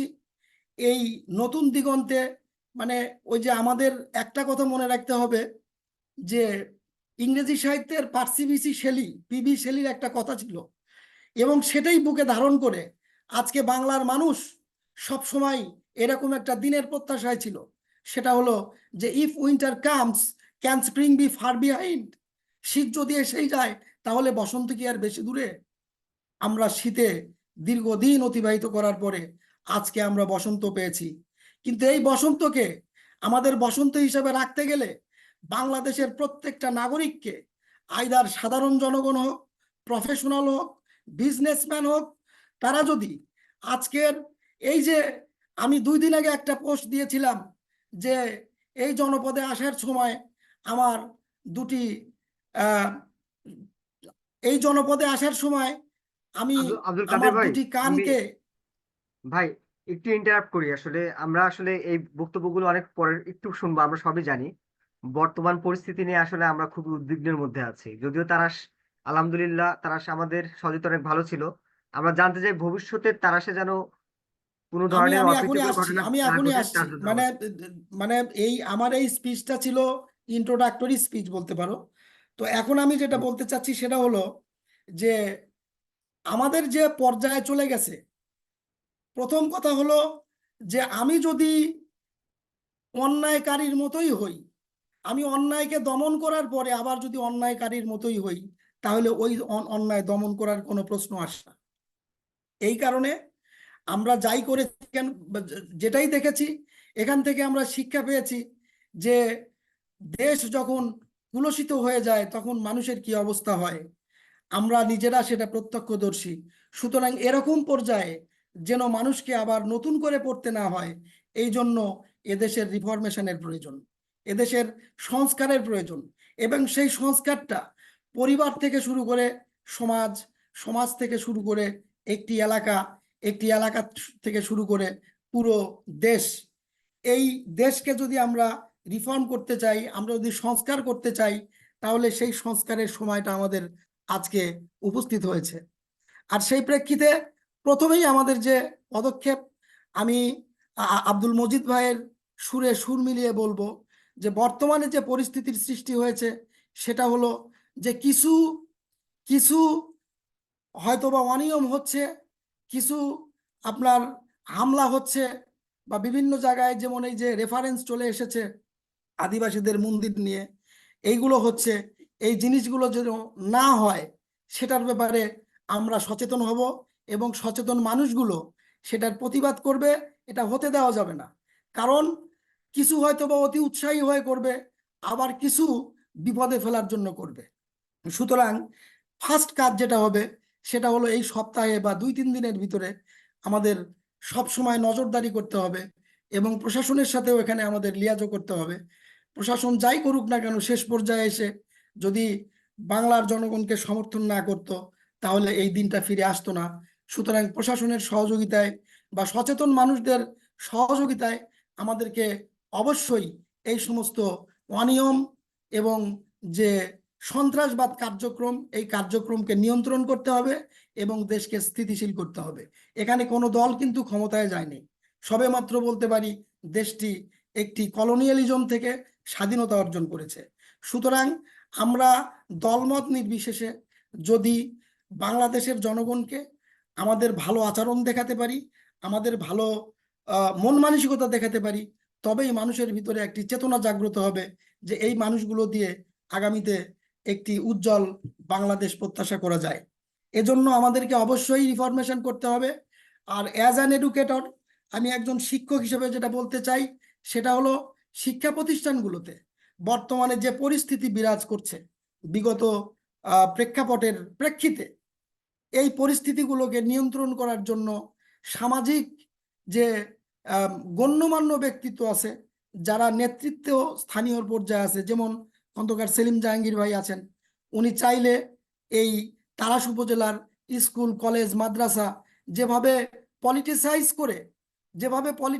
করে একজন অযোগ্য ব্যক্তিকে একটি প্রাইমারি স্কুল, একটি মাদ্রাসা, একটি হাই স্কুল, একটি কলেজকে পরিচালনা করার জন্য যে অযোগ্য সভাপতি, অযোগ্য ম্যানেজিং কমিটি করা হয়েছে, এই জিনিসগুলোকে আব্দুল কাদের ভাই, আমরা রিফর্ম নিয়ে আবার কথা বলবো ইনশাল্লাহ। আমি খুবই দুঃখিত ইন্টারাপ্ট করার জন্য। আমরা আসলে আচ্ছা, থ্যাংক রিফরমেশনে চলে ইউ। যাচ্ছি। আসলে আজকে এইভাবে মানে এমন একটা পর্যায়ে মন মানসিকতা আছে যেটা বলার মতো না।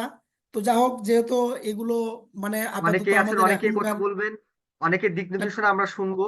আপনাদের আমাদের সাথে যুক্ত তো থাকার জন্য পরিশেষে আহ্বান যাই জানাচ্ছি হোক, ইনশাল্লাহ। আমি শুধু একটা কথাই বলবো, একটা কথা বলেই শেষ করব।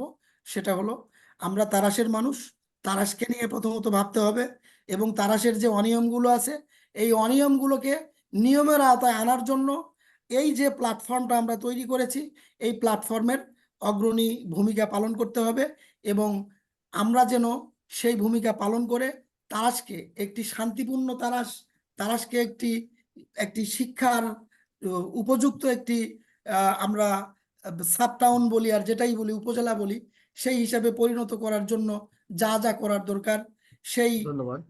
সেটা করতে হবে। এই প্রত্যাশা ব্যক্ত করে আমি আমার কথা শেষ ধন্যবাদ করছি। জানাচ্ছি ভাই। আসসালামু ভাই আলাইকুম ধন্যবাদ জানাচ্ছি। রহমতুল্লাহ। ওয়ালাইকুম আসসালাম। আমাদের কাছে অনেকেই উপস্থিত আছেন, সবার কথা শুনবো। আমরা একটু বলে রাখি, এরকম যে রেকর্ডেড হচ্ছে এবং সবার কথাটাই আমরা পরবর্তীতে ছোট ছোট করে কেটে আমরা সুন্দর করে ফেসবুকে আমরা পোস্ট করব ইনশাল্লাহ। এই পর্যায়ে আমি অনেকেই কথা বলতে চাচ্ছেন। অ্যাডভোকেট মুরাদুজ্জামান ভাই আছেন আমাদের সাথে, আলামুন মনির ভাই আছেন, তাছাড়াও আমাদের সাবেক সভাপতি ইউসুফ ভাইও আছেন। তো আমি নুরুল ইসলাম উজ্জ্বল ভাই আছেন।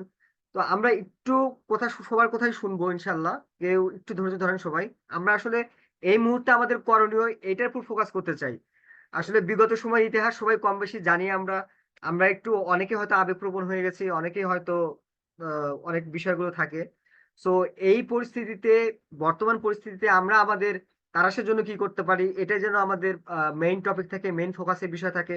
এজন্য আলোচক বৃন্দুর কাছে আমি বিনীত অনুরোধ করছি। তো এই পর্যায়ে আলোচনা আসবেন আমাদের সাইফুল ইসলাম ভাই, মাননীয় উপদেষ্টা তারাশ স্টুডেন্ট অ্যাসোসিয়েশন এবং গর্বিত সদস্য আমাদের গুণীজনের সাইফুল ইসলাম ভাই। প্লিজ আপনার দিক নির্দেশনামূলক বক্তব্য দেওয়ার জন্য অনুরোধ করছি।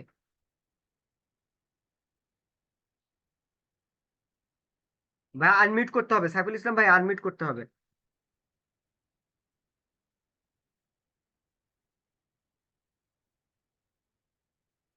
সাইফুল ইসলাম ভাই আনমিউট করতে হবে, আমরা শুনতে পাচ্ছি না আপনাকে।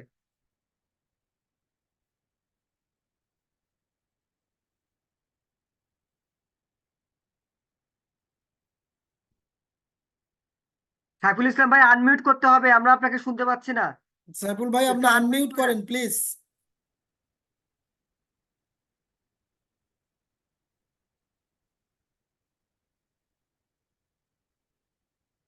Unmute. You are not audible to us.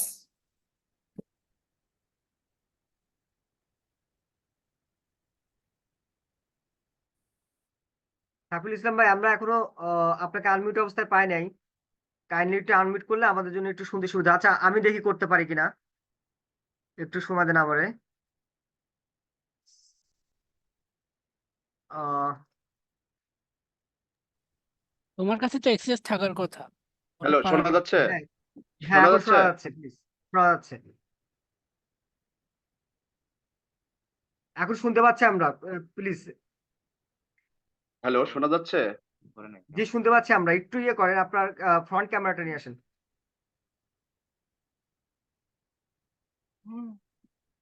বড় করেন তো আগে, আমি করে দিচ্ছি। সাইফুল ইসলাম ভাই আপনার হ্যাঁ, ফ্রন্ট ক্যামেরাটা। দেখা হ্যাঁ যাচ্ছে? ঠিক আছে, জি শুনতে দেখা পাচ্ছ? যাচ্ছে। জি শুনতে পাচ্ছ? জি পাচ্ছি ভাই, আপনি পাচ্ছেন? হ্যাঁ, আমি শুনতে পাচ্ছি। সরি, আমি আসলে অনেক বেশি একদম অযোগ্য পরিষ্কার একজন শোনা মানুষ, যাচ্ছে তা প্রমাণ হলো। আহ, ভাই, একদম আমি পরিষ্কার শুরুতেই শোনা আসলে যাচ্ছে।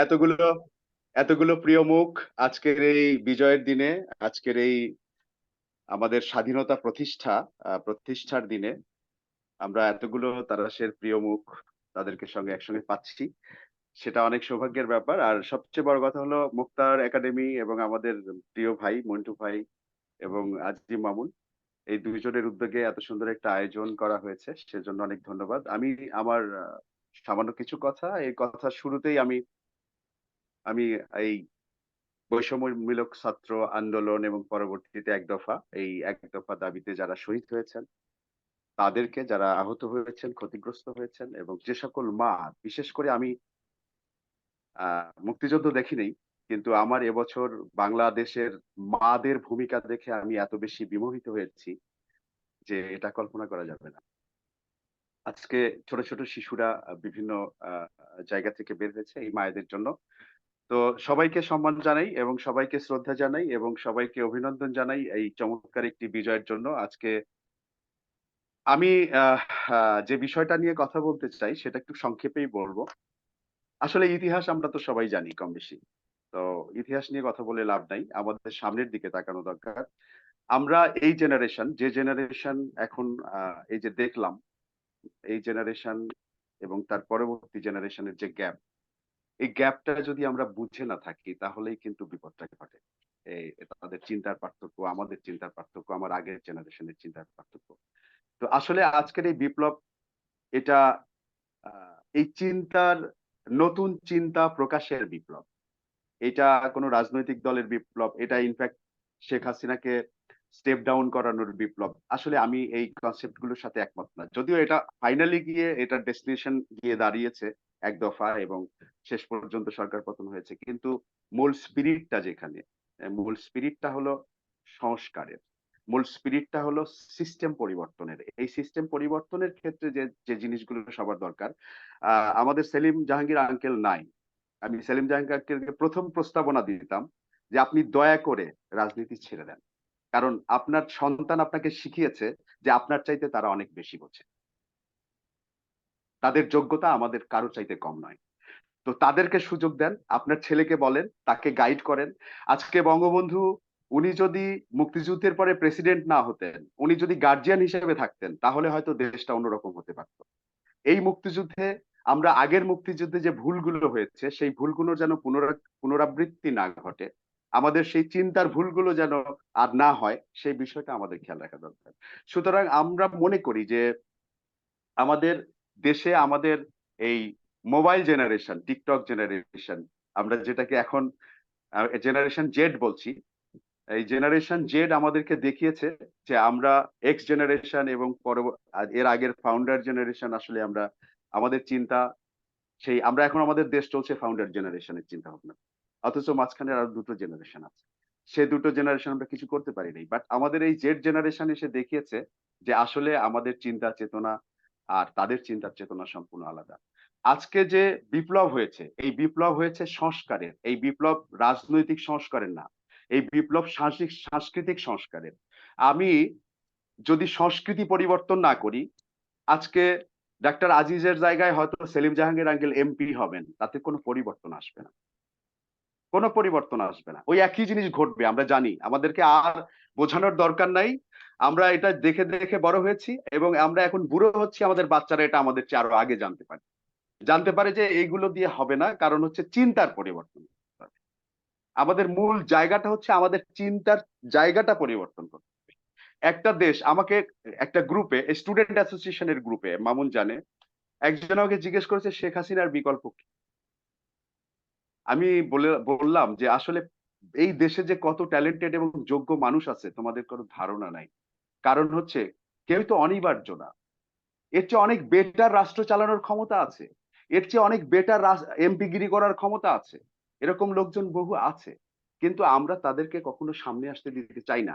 এই যে না চাওয়ার সংস্কৃতি, এই যে আমাদের ছোট ন্যারো এবং খুবই সংকীর্ণ মনের যে সংস্কৃতি, সেই রাজনৈতিক সংস্কৃতি থেকে আমাদের বের হয়ে আসতে হবে। আমি মনে করি আজকের আলোচনা যদিও অনেক বেশি আমাদের আনন্দের আলোচনা, আজকে আর এই বিষয় নিয়ে কাউকে হার্ট করব না, কিন্তু আমি মনে করি যে আমাদের এই বুড়োদের এত বেশি জ্ঞান গরিমার আলোচনা না করে আমাদের বাচ্চাদেরকে ইন্সপায়ার করা উচিত যে তোমরা তোমাদের দেশটাকে এস্টাবলিশড করো এমন একটা দেশ হিসাবে, যে দেশটা সাম্যের কথা বলবে, স্বাধীনতার কথা বলবে, যে দেশটা সংস্কৃত হবে উন্নত, যে দেশটায় এই যে চাকরি পাওয়া প্রতি মেধাবীদের জায়গা থাকবে, যোগ্যদের জায়গা থাকবে, যেখানে মানুষ অসম্মানিত হবে না, মানুষকে কথায় কথায় এটা সেটা ট্যাগ লাগানো হবে না, সেরকম একটা সংস্কৃতি তোমরা ডেভেলপ করো। যারা এই দ্বিতীয় স্বাধীনতা আনতে পেরেছে তারা এইটা বিনির্মাণেরও যোগ্যতা রাখে বলেই আমি বিশ্বাস করি। সুতরাং তাদেরকে আমাদের প্রায়োরিটি দিতে হবে, তাদের চিন্তাকে প্রায়োরিটি দিতে হবে এবং আমাদেরকে আপাতত একটু পেছনে আসতে হবে, পেছনে এসে চিন্তা করতে হবে যে ছেলেগুলো যেন যে স্বপ্ন নিয়ে এই আত্মহুতি দিল, এই স্বপ্নগুলো যেন তারা বাস্তবায়ন করে, পরবর্তী জেনারেশন গুলো যেন একটা সুন্দর, আমরা যেটা দেখেছি, আমরা যে কাদা ছোড়াছুড়ি এখন যে রাজনীতিগুলো হচ্ছে, আপনারা জানেন অনেকে আমি কোনো রাজনৈতিক দল করি না, আমি এই আন্দোলনকে যে কারণে সাপোর্ট করেছি সেটা হলো ন্যায় এবং সাম্য প্রতিষ্ঠা করা দরকার। চলমান যে অন্যায্য অনাচার চলছিল সেইটার পরিবর্তন দরকার। এখানে কে পরিবর্তন হলো এটা আমার কোনো ইস্যু না, এখানে কে আসবে সেটাও আমার ইস্যু না। আমি মোটেও খুশি হই নাই আওয়ামী লীগ চলে যাওয়াতে, আবার মোটেও খুশি হব না যে বিএনপি চলে আসবে। আমি খুশি হয়েছি যে এই দেশটার একটা সংস্কারের সুযোগ তৈরি হয়েছে, আমরা একটা প্ল্যাটফর্ম পেয়েছি, আমাদের ছাত্র জনতা, শিক্ষক, বুদ্ধিজীবী, বিভিন্ন সমাজের ভালো মানুষগুলো বের হয়ে এসেছে রাস্তায়, আমাদেরকে পথ দেখাইছে যে তাদের আসলে চিন্তা চেতনা অনেক বেশি পরিবর্তন ইতিমধ্যে হয়ে গেছে। রাজনীতিবিদ হিসেবে আপনারা যদি এই জনগণের মনের কথা, আমাদের বুকের কথা না বোঝেন, তাহলে এই ব্যর্থতার দায় আপনাদের আবার নিতে হবে, আপনাদেরও দেশ ছেড়ে পালাতে হবে, আপনাদেরও হম্বিতম্বি শেষ পরিণতি এটাই হবে। আমরা সেটা দেখতে চাই না, কোনো কিছুরই পুনরাবৃত্তি আসলে ভালো লাগে না। তো আমি যে কথাটা বলবো, আজকের আলোচনার যে টপিক ছিল সেটা ছিল এই মুহূর্তে করণীয় কি। আমাদের এই মুহূর্তে করণীয় আমরা যে সভ্য সেটা প্রমাণ করা, এই মুহূর্তে করণীয় আমরা যে সভ্য সেটা প্রমাণ করা। একজন মুসলিম হিসেবে আমরা নবীর কাছ থেকে শিক্ষা পেয়েছি যে যে কোনো বিধর্মী বা যে কোনো সংখ্যালঘু বা যে কোনো অন্য বিশ্বাসে বিশ্বাসী মানুষ, তার সম্পদ রক্ষার দায়িত্ব হচ্ছে একজন মুসলিমের। সেটা যে কোনো সিচুয়েশনে এই সম্পদ রক্ষা দায় আমাদের। আজকে যারা এই সম্পদ নষ্ট করার চেষ্টা করছে, কারা করছে আমরা সেটাও জানি। এই ব্লেমের রাজনীতি করব না জন্যই আমি সেই প্রসঙ্গে আসবো না, এই ব্লেমের কথা আর শুনতে চাই না আমরা। আজকে আমি জানি, আপনারা জানেন, সবাই জানেন কারা করবে, কেন করবে, এটা নিয়ে কি হবে। আর একটা কথা আমি বলবো, এই জেনারেশনটা আর একটা কারণে আমি বিশেষভাবে ধন্যবাদ দিই, আমি ঋণগ্রস্ত এদের কাছে, যে এরা খুব সুপ্রতিষ্ঠিতভাবে বোঝাতে পেরেছে বাংলাদেশের স্বাধীনতা, বাংলাদেশের সার্বভৌমত্ব, আমাদের প্রতিবেশী আমাদের প্রতিবেশী ইন্ডিয়া আরো 50 বছর চিন্তা করবে যে এই দেশে অন্তত থাবা দেওয়া যাবে না। আমাদের এই সন্তানেরা বুঝিয়েছে যে এরা কোন জেনারেশনের, এরা কোন ইন্ডাস্ট্রিতে তৈরি হয়েছে। সুতরাং আমরা এই দিক থেকে আমরা বুঝতে পারছিলাম পার্শ্ববর্তী দেশের গোয়েন্দা সংস্থা আমাদের নির্বাচনে পাশ করে দিচ্ছিল। তো এই যে বিভিন্ন দেশের গোয়েন্দা সংস্থা আমেরিকা আমাদেরকে পার করে দিবে, এই যে ফকিরি মানসিকতা, ফকিন্নির মতো চিন্তা ভাবনা একজন রাজনীতিবিদ দলের থাকা উচিত নয়। তাদের মূল ভিত্তি হওয়ার কথা হচ্ছে জনগণ। জনগণ তাদেরকে শক্তিশালী করবে, জনগণ বিচার করবে। আমরা যেন ভবিষ্যতে কোনো রাজনৈতিক দলকে বিদেশ নির্ভর, কোনো অন্য দেশের গোয়েন্দা সংস্থা নির্ভর দেশ হিসেবে, দল হিসেবে না দেখি, সেটা আমাদের একটা হওয়া দরকার। আজকে যেভাবে আমরা আমাদের স্বাধীনতা সার্বভৌমত্ব যেভাবে হারাচ্ছিলাম, আমি একটা উদাহরণ দিতে পারি। আমরা সবাই মানুষ, একজন পুরুষ মানুষ, শুধুমাত্রই মানুষ, এবং সেই মানুষ আমরা হয়ে যাচ্ছিলাম, শুধু মানুষ হয়ে যাচ্ছিলাম। সেই মানুষ হয়ে যাচ্ছিলাম কিভাবে? আমার বাড়ি থাকবে, গাড়ি থাকবে, সম্পদ থাকবে, আমার সুন্দরী বউ থাকবে, আমার সংসার থাকবে, সব থাকবে, কিন্তু আমার রাত্রেকালে চেতনা জাগ্রত হবে না। সেই রকম পুরুষ যদি আমরা হই, তাহলে কেমন পুরুষ লাগবে সেইটা একবার আপনারা চিন্তা করবেন। আমাদের সবার চিন্তা করা উচিত। তো আমাদেরকে ইন্ডিয়া ভালো রাখবে, আমাদের ইন্ডিয়া ভালো রাখবে, আমাদেরকে সবকিছু দেবে। আমি একটু ইন্টারাপ্ট করি ভাইয়া, একটু ইন্টারাপ্ট করি প্লিজ, আমাদের সময় কম, একটু কাইন্ডলি আচ্ছা, শেষ শুধুমাত্র করে দিন। করণীয় গুলো আমরা জানতে চাচ্ছি। আমরা এগুলো নিয়ে 1 মিনিট। কথা বলবো, অনেক কথা বলবো, কিন্তু আমরা এই ওকে, মুহূর্তে 1 ওটা মিনিট। খুব critical, you know that, hmm, and আমরা এটা নিয়ে ওকে, কথা বলতে চাচ্ছি। 1 মিনিট। আর একটা কথা গুরুত্বপূর্ণ, আমি আমি আমার জন্য মনে করি, আমি এটা মেনটেন করে চলবো।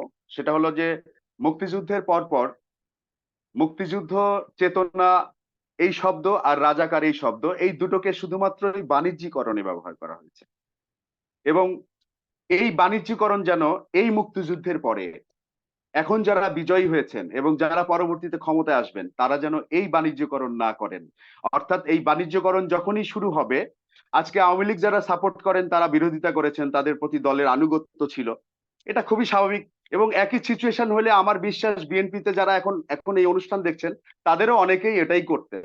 সুতরাং বিষয়টাকে সেইভাবে দেখে আপনারা চিন্তা করবেন যে আসলে যেটা ঘটে গেছে সেটাকে ক্ষমা সুন্দর দৃষ্টিতে দেখা উচিত। আপনাদের রাজনৈতিক প্রজ্ঞা দিয়ে আপনারা তাদেরকে সবসময় করবেন, কখনোই অস্ত্র দিয়ে, কখনো আঘাত করে সেটা করার দরকার নাই। আর এই যে তকমা লাগানো, বিভিন্ন তকমা, এখন হয়তো আপনারা আবার ক্ষমতায় আসবেন, ক্ষমতায় এসে বলবেন যে ওরা তো রাজাকার, ওরা তো ভারতের দালাল, ওরা তো ওই সময় উঠে দাঁড়ায় নাই।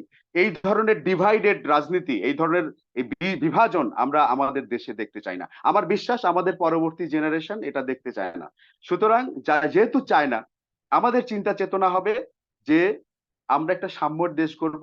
আমরা নিজেদের প্রতিবেশী যারা আছে, আমাদের বিরোধী দলের, আমাদের বিরুদ্ধ মতের যারা আছে, তাদেরকে আমরা সম্মান করব, তাদের কথা বলার সুযোগ দিব। যে শেখ হাসিনা আমাদের কথা কেড়ে নিয়েছিলেন, সেই কথার স্বাধীনতা আমরা পেয়েছি, আমরা অন্যদের কথার স্বাধীনতা কেড়ে নেবার জন্য নয়। এই কথাটা আমরা মনে রাখবো, তাহলেই ইনশাল্লাহ আমরা আমাদের করণীয় গুলো ঠিক করে ফেলতে পারবো। তারাশের মানুষের প্রতি আমার অনেক বেশি ভালোবাসা আছে, বিশ্বাস আছে, তারা এটা মেনটেন করবেন। আমরা অনেক উপজেলার চাইতে উন্নত সংস্কৃতি ধারণ করি, আশা করি যে এটা বজায় থাকবে। এবং যারা আজকের এই অনুষ্ঠান দেখছেন, সবাইকে আমি বলবো যে সমাধান একটি জায়গা হতে পারে, সেটা হলো সাদাকে সাদা, কালোকে কালো বলার শিক্ষা। এই শিক্ষাটা আমরা শিক্ষিতরাও নিতে পারি নাই, যার ফলে আমাদের দল করতে হয়। আমাদের অনেক পেশাজীবীরা দল করে, ওকে করেন, কিন্তু এই প্রতিযোগিতাটাও বন্ধ হওয়া উচিত। একজন শিক্ষকের চর্চা হওয়ার কথা হলো তার পড়াশোনা, লাইব্রেরি, তার স্টুডেন্ট নিয়ে। আমাদের প্রত্যেকের রাজনীতি করলে তো হবে না, আমাদের দেশে আলাদা আলাদা করে আমাদের দায়িত্ব আছে। তো এই জিনিসগুলো আমাদের স্মরণ করা উচিত। সেই জন্য আমরা আমাদের ছাত্ররা আমাদের শিক্ষকদের দেখে রাজনীতি শেখেন, এই অপরাজনীতি শেখা বন্ধ করা উচিত। অমক অমক আমাদের অভিভাবক, সেই ধরনের শব্দ ব্যবহার বন্ধ হওয়া উচিত। আর মানবতার সেবা নিয়ে কখনো ফেরি করা উচিত না, কারণ মানবতা কখনো ফেরি করা যায় না। সেই সব শিক্ষাগুলো আমাদের নেওয়া উচিত। এগুলো আমরা ভবিষ্যতে নেব। বর্তমান প্রজন্ম এবং পরবর্তী প্রজন্ম এরা আমাদের চেয়ে অনেক বেশি জানে, এই বিশ্বাসটা আমাদেরকে সবসময় রাখতে হবে। এটা ওকে, যদি আমরা ধন্যবাদ। রাখতে পারি তাহলেই আমরা ভালো থাকতে পারবো। সবাইকে অনেক ধন্যবাদ, ভালো থাকবেন। ধন্যবাদ সাইফুল আপনারা ইসলাম বলেন, ভাই। আমি শুনছি। আমাদের মধ্যে আরো দুজন বিশিষ্ট জন আছে, এরপরে আমরা আরো একজনের কথা শুনবো, আরো 4 জন আছেন তাদের কথা শুনবো। আমি একটু জাহাঙ্গীর ভাইয়ের কাছে যাওয়ার আগে একটু নুরুল ইসলাম উজ্জ্বল ভাইয়ের কাছে যাব, আল্লাহ রাফা গ্রুপের চেয়ারম্যান। নুরুল ইসলাম উজ্জ্বল ভাই, আপনি শুনতে পাচ্ছেন? নুরুল ইসলাম উজ্জ্বল ভাই আছেন? ওকে, এর মাঝখানে কি 2-1 জন কথা বলতে চান, যদি কোনো পরামর্শ দিতে চান বা কথা বলতে চান? হাসান ভাই দেখতেছি। আসসালামু আলাইকুম। আমি একটু কথা বলতে চাচ্ছিলাম। জি প্লিজ ভাই। আসসালামু আলাইকুম। আমি তারাশারীর সন্তান। আমার বাবাকে অনেকেই চিনেন। একসময় কুন্দলী স্কুলের হেডমাস্টার ছিলেন। যাই হোক, আমার ছোট্ট পরিচয় দিই। আমি 2009 সালে ইংল্যান্ডে পড়াশোনা করার জন্য যাই এবং পরবর্তীতে প্যারিসে ট্রান্সফার হই। তো যে কথাটা বলতে চাচ্ছিলাম, সবাই রিফর্মের কথা বলছিল। আমি যদিও আইটি স্টুডেন্ট না, বাট আমি রিফর্মের পুরো বাংলাদেশটাকে রিফর্ম করার জন্য একটি পরিকল্পনা তৈরি করেছি এবং সেটা যদি বাস্তবায়িত করা হয়, সেক্ষেত্রে আপনারা কি শুনতে পাচ্ছেন আমার কথা? হ্যাঁ ভাই, শুনতে পাচ্ছি, প্লিজ বলেন। আচ্ছা, আমার কাছে যে পরিকল্পনা আছে সেটা বাইরের একটি পরিকল্পনা এবং সেটা আমাদের কোম্পানি থেকে একটা প্রজেক্ট তৈরি করা হয়েছে। তো এই প্রজেক্টটা তৈরি করার জন্য আমি একমাত্র ব্যক্তি যে এটা সম্পূর্ণ পরিকল্পনা করেছি। তো এই পরিকল্পনার ভিতরে 2টা সফটওয়্যার ইউজ হতে পারে। সেটা হলো যে আমাদের টাকা রাজনৈতিক যারা রাজনীতি করেন তারা ব্যবহার করেন। তো সেই টাকাটা ব্যবহার করতে পারবেন না, কারণ তাদের নিজের পকেট থেকে টাকা দিয়ে রাজনীতি করতে হবে। প্রথমত একটা সফটওয়্যার হলো DOB, date of birth. Date of বার্থে সবার আইডেন্টিটি এবং সবকিছু থাকবে। আরেকটা সফটওয়্যার হলো এনওবি, সেটা হলো ন্যাশন অফ বাংলাদেশ। তো ন্যাশন অফ বাংলাদেশের ভিতরে আপনার সবকিছু ডাটা কালেক্ট থাকবে। আপনি কোনো কিছু সেল করলে সেটাও কালেক্ট থাকবে, আপনি কোনো কিছু ক্রয় করলে সেটা কালেক্টেড থাকবে। আপনি মেডিকেল সেবা নেবেন সেটাও থাকবে। আপনি যদি মাইন্ডে নিয়েন না, আমি একটু অন্যভাবে বলতে চাচ্ছি, সেটা হলো যে আপনি যদি একটা কন্ডোমও কিনেন, সেক্ষেত্রে সেটাও ওই ডাটার ভিতরে কালেক্টেড থাকবে। অর্থাৎ আপনি কোথায় যাচ্ছেন, কোথায় আসছেন, সেটা সবকিছু ওই সফটওয়্যারের ভিতরে ইনক্লুডেড থাকবে। সরকার আপনাকে সহযোগিতা দিতে বাধ্য। কিভাবে সেটা? সেটা হলো যে আপনি যদি কর্ম করতে না পারেন, সেক্ষেত্রে আপনাকে সরকার এমন একটা পরিমাণের অ্যামাউন্ট দেবে প্রতি মাসের জন্য আপনি স্বাভাবিকভাবে চলতে পারেন। এখন কথা হলো সেটা হলো যে আমাদের তারাশ কিভাবে ডেভেলপমেন্ট হবে বা এই ধরনের প্রবলেম গুলোকে আমরা কিভাবে ফেস করতে পারি, সেটার জন্য আমাদের সবাইকে সজাগ থাকতে হবে এবং সচেতন থাকতে হবে, যেন অন্য কেউ এই ছাত্রদের আন্দোলনের সাথে অন্যভাবে প্রবাহিত করে ছাত্রদেরকে দোষী সাব্যস্ত করতে না পারে। তবে হ্যাঁ, একটা গুরুত্বপূর্ণ কথা বলতে চাই, সেটা হলো যে আমি ছাত্র আন্দোলন সমন্বয় কমিটির ভিতরে অনলাইন সাইবার ক্রাইমের সাথে ওতপ্রোতভাবে জড়িত ছিলাম, যেন অনলাইনে ছাত্রদেরকে ক্রাইমের সাথে জড়িত করতে না পারে। ধন্যবাদ আপনাদের সবাইকে। ধন্যবাদ হাসান ভাই। আশা করি আপনি আমাদের গুণীজনের গ্রুপে যুক্ত আছেন। না থাকলে ইনশাল্লাহ আমাকে একটু নক দিবেন, তাহলে আমি যুক্ত করে দিব। আর এই মুহূর্তে কথা বলার জন্য অনুরোধ করছি। আমরা ইউসুফ আলী ভাইয়ের কথা শুনবো, কিন্তু একটু পরে শুনি। আমরা কথা বলার জন্য অনুরোধ করছি নুরুল ইসলাম উজ্জ্বল ভাইকে। নুরুল ইসলাম উজ্জ্বল ভাই, আপনি আছেন? হ্যালো, জি ভাইয়া, শুনতে পাচ্ছেন? হ্যাঁ, হ্যাঁ, শুনতে আমাকে পাচ্ছি। বলছো? না না, উজ্জ্বল ভাই আমাকে আছে বলছো? আমাদের সাথে। উজ্জ্বল ভাইয়ের কথা আচ্ছা শুনবো। আচ্ছা, উজ্জ্বল ভাইয়ের কথা শোনার পরে আমরা জাহাঙ্গীর ভাইয়ের কথা শুনবো। এরপরে আমরা ইউসুফ ভাইয়ের কথা শুনবো ইনশাল্লাহ। ঠিক জি আছে। উজ্জ্বল ভাই। ভাই একটু শর্টে আমার বলতে কথা হবে, আমাদের শুনতে করণীয় গুলো শুনতে চাই। আমরা আসলে অনেক শুনেছি, এটা বিজয় হয়েছে, উল্লাস হয়েছে, এটা হয়েছে, সেটা হয়েছে। একদম ফ্রাঙ্কলি বলে আমার আমার আমার এটা খারাপ লাগতেছে। বিজয় হয়েছে, ঠিক আছে, কোনো সমস্যা নাই। আমাদের এই মুহূর্তে করণীয় কি, আমরা সেটা জানতে চাই। আমার কথা কি শোনা যাচ্ছে? জি ভাই, শোনা যাচ্ছে। ও, বিসমিল্লাহির রহমানির রহিম। কথা শুনতেই বলতে চাই, কারণ খুব ক্লান্ত মানুষ। গতকালকে সৌদি আরব থেকে এসেছি, খুব আতঙ্কে ছিলাম। অ্যারেস্ট হওয়ার একটা সম্ভাবনা ছিল, কারণ এই আন্দোলনের শুরু থেকেই সাইফুল ভাই সহ যারা কাদের ভাই সবাই জানে, আন্দোলনের শুরু থেকেই আমি যুক্ত ছিলাম। তো যাই হোক, আসার পরে সারাদিনই এখানে শাহবাগে ছিলাম এবং মাননীয় সেনা প্রধানের সাথে একটা মিটিং ছিল আমাদের। সেই মিটিংটা গণভবনে হওয়ার কথা ছিল, কিন্তু দুঃখজনক কথা হলো যে এই যে করণীয়টা কি, আমাদের এই আলোচনার বিষয়টাই এই আলোচনাটা। কারণ আমি গণভবনে যাওয়ার পরে দেখলাম যে গণভবন আর গণভবন নাই, সংসদ ভবন আর সংসদ ভবন নাই, একটা চেয়ারও নাই, একটা টেবিলও নাই। আপনি কি আনছেন তাই কর।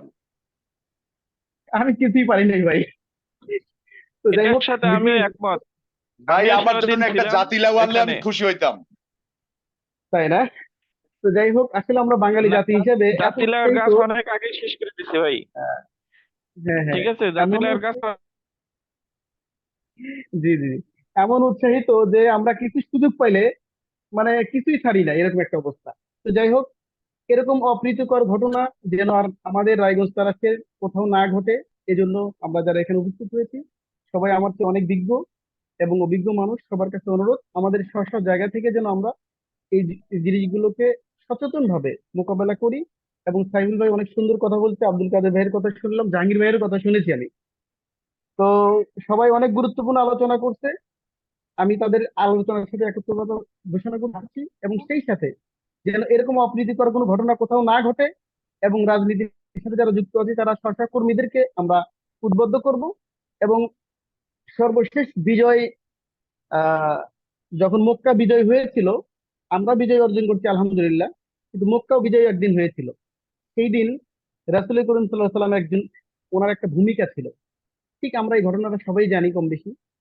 ওরকম একটা ভূমিকা যদি আমরা পালন করতে পারি, তাহলে আমাদের ইসলামের আদর্শ এবং ইসলামের বিউটি অফ ইসলাম, ইসলামের সৌন্দর্য দেখে মানুষ অভিভূত হবে। এবং এখান থেকে মানুষ ইসলামকে মানা, ইসলাম, মানুষ তো মনে করে যে ইসলামটা শুধু ওই মসজিদে যে নামাজ পড়া আর রোজা রাখা, এটাই হলো ইসলাম। ইসলাম যে প্রত্যেকটা সেক্টরে ইসলাম পালন করা সম্ভব, প্রত্যেকটা সেক্টরে ইসলামের একটা আদর্শ আছে। রাসূল করিম সাল্লাল্লাহু আলাইহি ওয়াসাল্লাম নিজে 27টা যুদ্ধের সেনাপ্রধান ছিল, কিন্তু শুধু পেটে পাথর বাঁধতে এই অস্ত্র আমরা করি। এবং আমাদের দেশে যে হুজুররা আছেন তারা শুধু এই অস্ত্র করেন, কিন্তু উনি যে রাষ্ট্রপ্রধান ছিল, পার্লামেন্ট থেকে রান্নাঘর পর্যন্ত তার যে একটা আদর্শ আছে, সেই আদর্শটা আমরা নিতে চাই না। বিজনেসে যে তার একটা আদর্শ আছে, উনি যে একজন বড় বিজনেসকারী ছিলেন, এই আদর্শগুলো আমরা নেই না। এবং যার কারণে আমাদের জীবনে এত ভুল হচ্ছে। তো আজকে সংসদ ভবনে যে দেখি সংসদ ভবনের কোনো চেয়ার নাই, গণভবনের দরবার হলগুলোতে কোনো চেয়ার টেবিল কিছু নাই, এগুলো জনগণ নিয়ে গেছে। তো যাই হোক, এরকম অপ্রীতিকর কোনো ঘটনা যেন আমাদের রায়গঞ্জ তারাসে না হয়।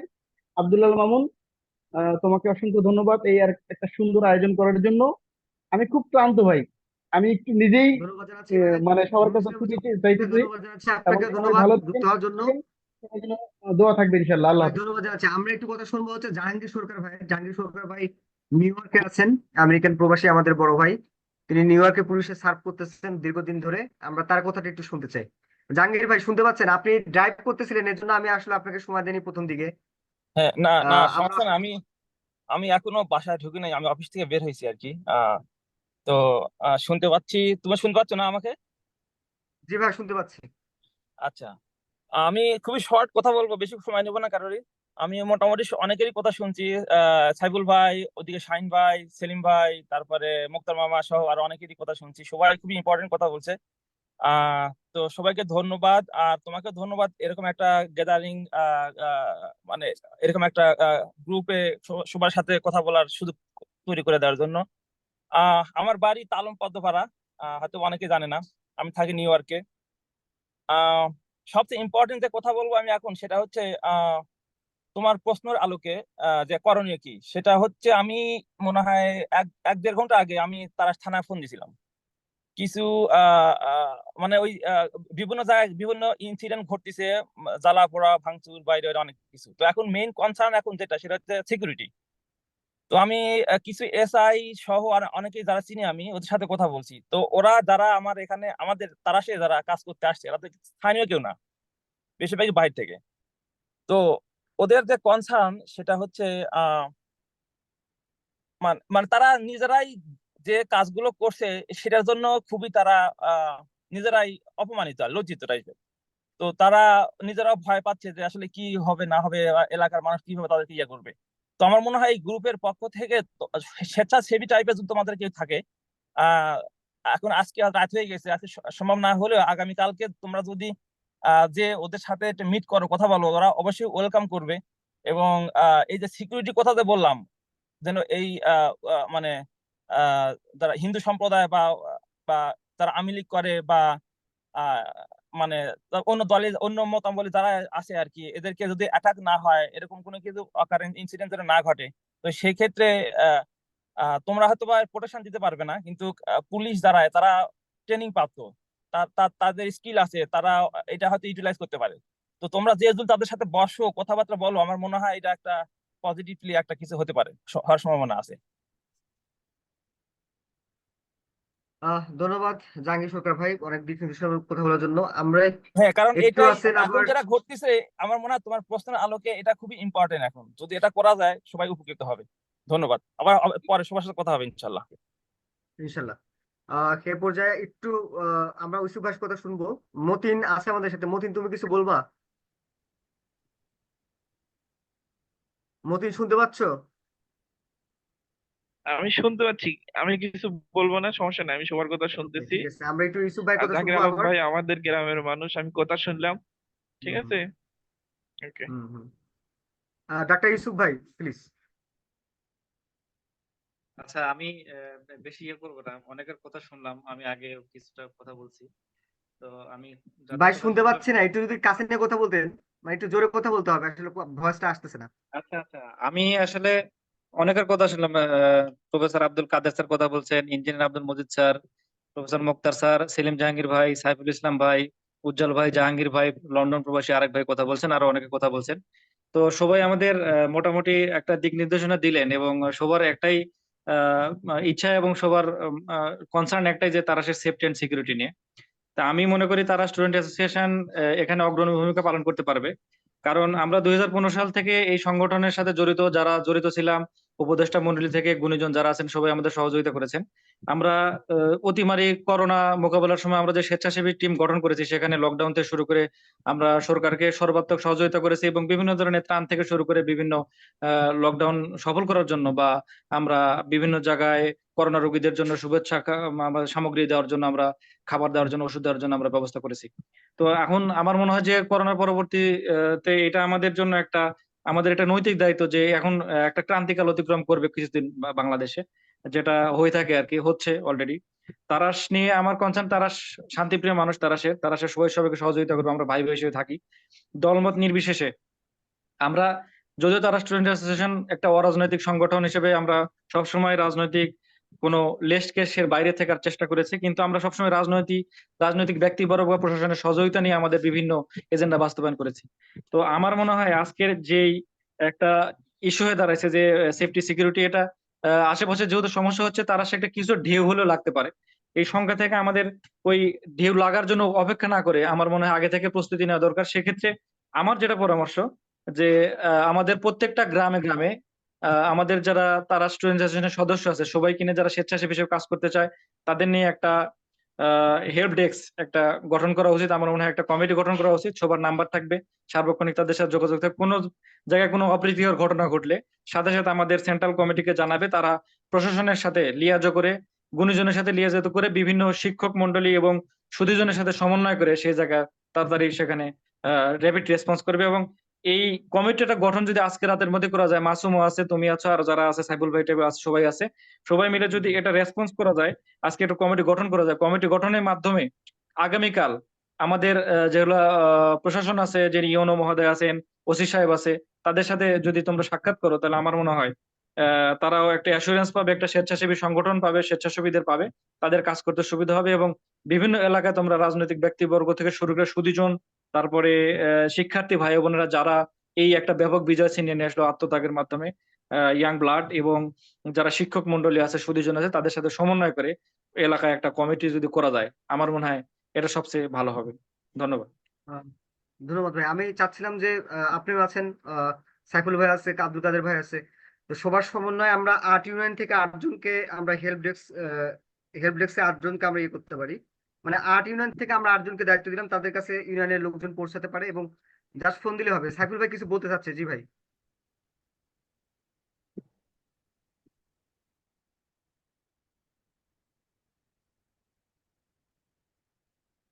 সাইফুল ভাই শুনতে পাচ্ছেন? আনমিউট করতে হবে।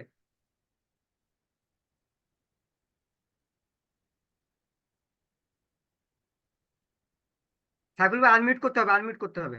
হ্যাঁ মামা। জি মামা। তুমি আনমিউট করে দাও না।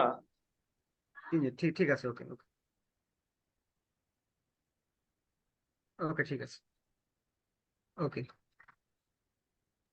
মামুন তুমি সাইফুল আনমিউট ভাই করে শুনতে দাও। পাচ্ছেন আপনাকে? আপনি সম্ভবত কিছু বলতে চাচ্ছিলেন, আনমিউট করতে হবে ভাইয়া।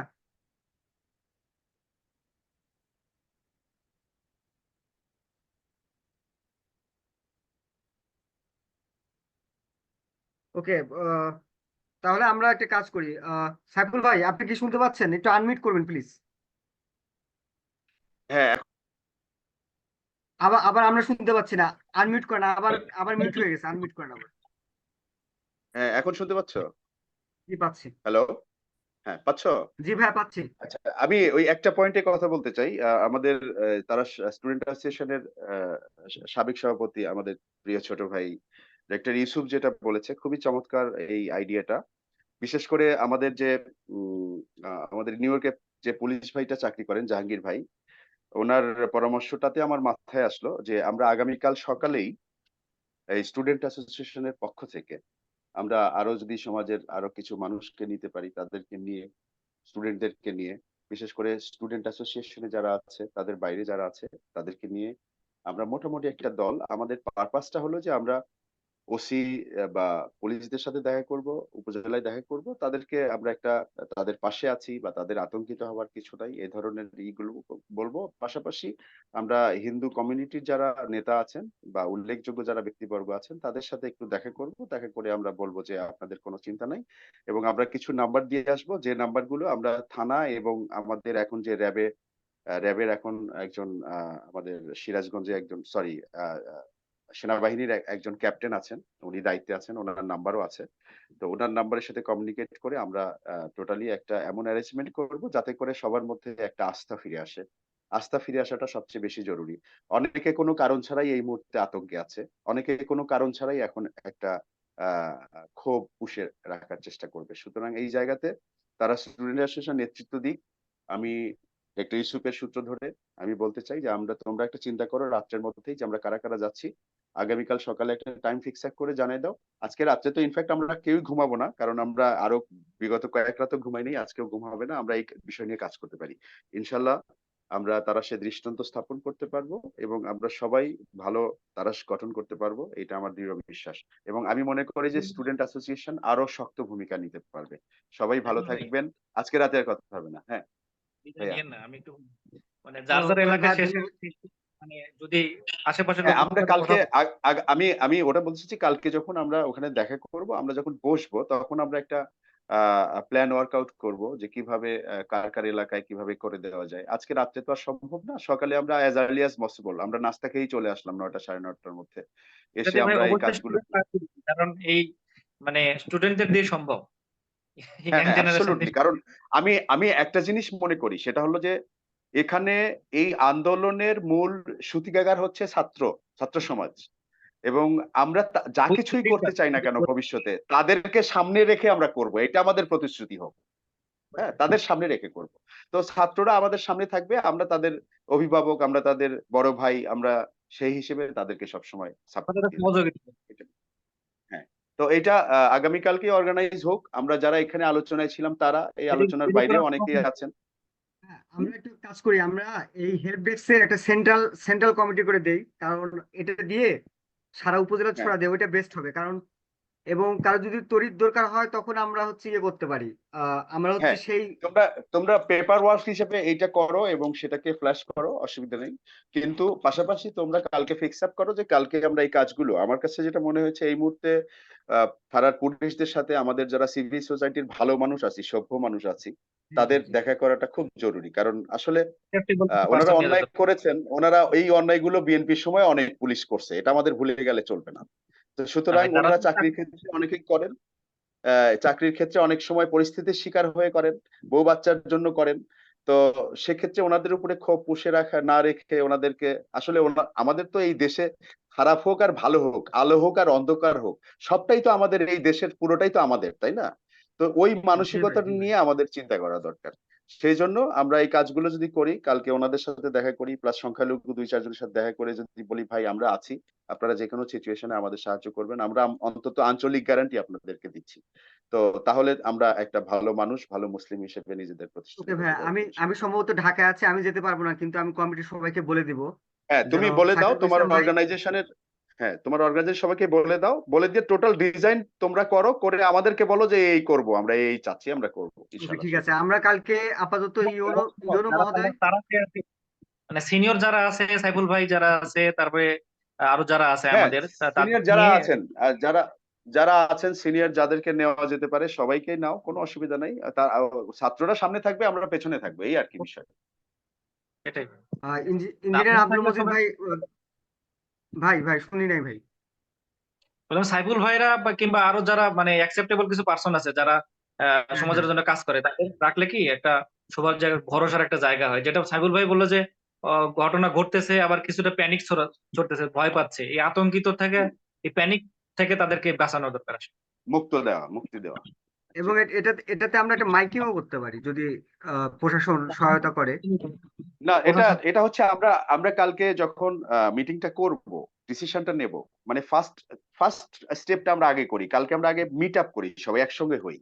তারপরে আমরা আমাদের পরবর্তী কাজগুলো কি ওনাদের সাথে আলাপ করব, ইউনোর সাথেও কথা হবে, ওসির সাথে কথা হবে, যে আমরা আপনাদের পাশে যে আছি, বা সংখ্যালঘুদের যে পাশে আছি, বা জাতীয় সম্পদ রক্ষা করার জন্য যে আমরা পাশে আছি, এই জিনিসগুলো আমরা সার্বজনীন করে দিতে চাই, জানাই দিতে চাই। তো সেক্ষেত্রে আমরা মাইক ইউজ করে করতে পারি কিনা। আমাদের তারা কিভাবে ইউজ করতে চায় করুক। হ্যাঁ, সেটা তাদের বুঝতে যদি পেরেছি। ইচ্ছা হয় তখন তারা চাইবে, বলবে। কারণ ওকে দেশের ভাই, কাজ ইনশাল্লাহ আমি কিভাবে আসলে সবাইকে বলে দিচ্ছি এবং অর্গানাইজও করে দিচ্ছি আমি, ইনশাল্লাহ কালকে খুব তুমি ভালো একটা মিটিং হবে। ছাত্রদের কমন গ্রুপ আছে না, ওখানে একটু ইয়ে করে দাও, মেসেজ দিয়ে দাও স্বেচ্ছাসেবী হিসাবে হ্যাঁ, এবং বিভিন্ন তোমরা এলাকায় আগামীকালকে এই আমাদের যে দেখা করতে যাওয়ার জন্য যারা যারা যাওয়া দরকার তাদেরকেও সবাইকে নক করো। এখানে দলের লোকও থাকতে পারে, এখানে অরাজনৈতিক লোকও যে থাকতে কেউ পারে, থাকতে পারে, আমাদের সাংস্কৃতিক তো কর্মী কমন থাকতে পারে, যে প্ল্যাটফর্ম, কেউ থাকতে সমস্যা পারে। নাই তো, কমন আমাদের তো প্ল্যাটফর্ম। কমন সো এখানে প্ল্যাটফর্ম। মানে হিংসাহিংসির রাজনীতি বাংলাদেশে থাকবে না। এইটা প্রতিষ্ঠিত হলেই শুধুমাত্র এই স্বাধীনতা প্রতিষ্ঠিত হবে। সাইফুল ভাই, এই উদ্দেশ্য নিয়ে আমাদের কাজ করতে হবে।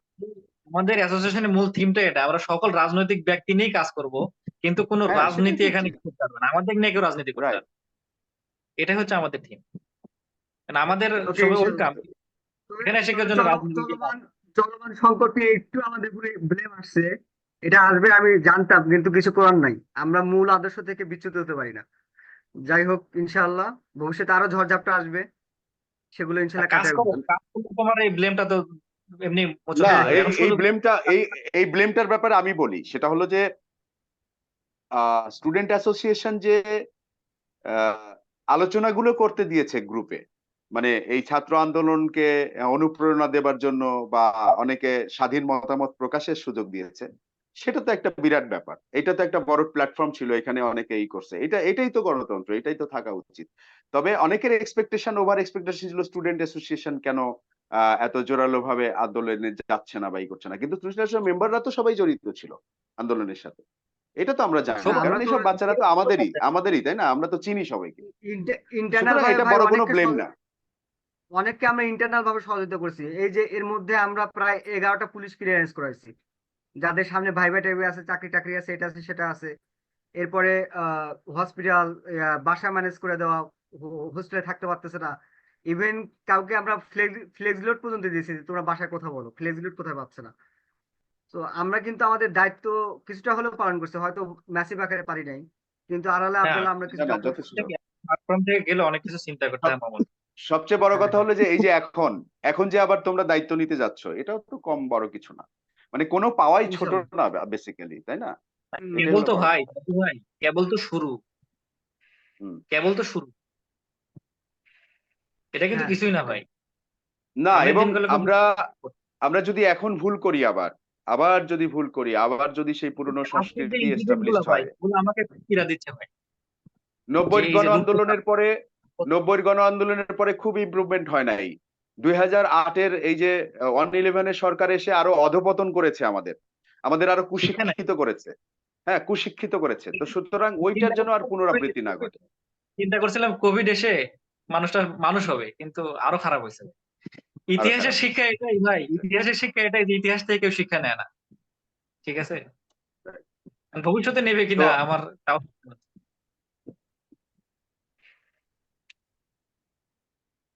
ভাই আমি তো একটু তোমরা বলতে চাই ওয়ার্ক তাহলে সকাল 11টার দিকে সবাইকে আমি তারাস থাকতে বললাম।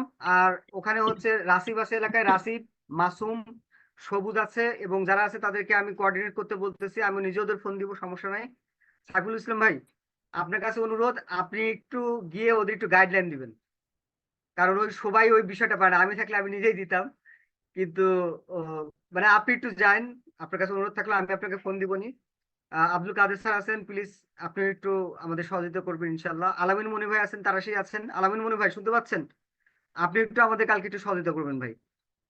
ভাইয়া সরি, আমাদের অফিস তো খুলে দিছে, কালকে তো আমি না অফিস করবো অবশ্যই, রায়গঞ্জ। আমরা তো উপজেলাতেই থাকবো, আমরা তো খুব বেশি এদিক না ওদিক আমি তো থাকবো না। চাকরি করি রায়গঞ্জে, আমি তো ও চাকরি করি আচ্ছা, রায়গঞ্জে। রায়গঞ্জ আছে। ওকে ভাই, ঠিক আছে, ইনশাল্লাহ আপনিও সহযোগিতা করবেন ভলেন্টিয়ার হিসেবে। সো আজকের মিটিংটা আমরা ক্লোজ করে দিতে যাচ্ছি।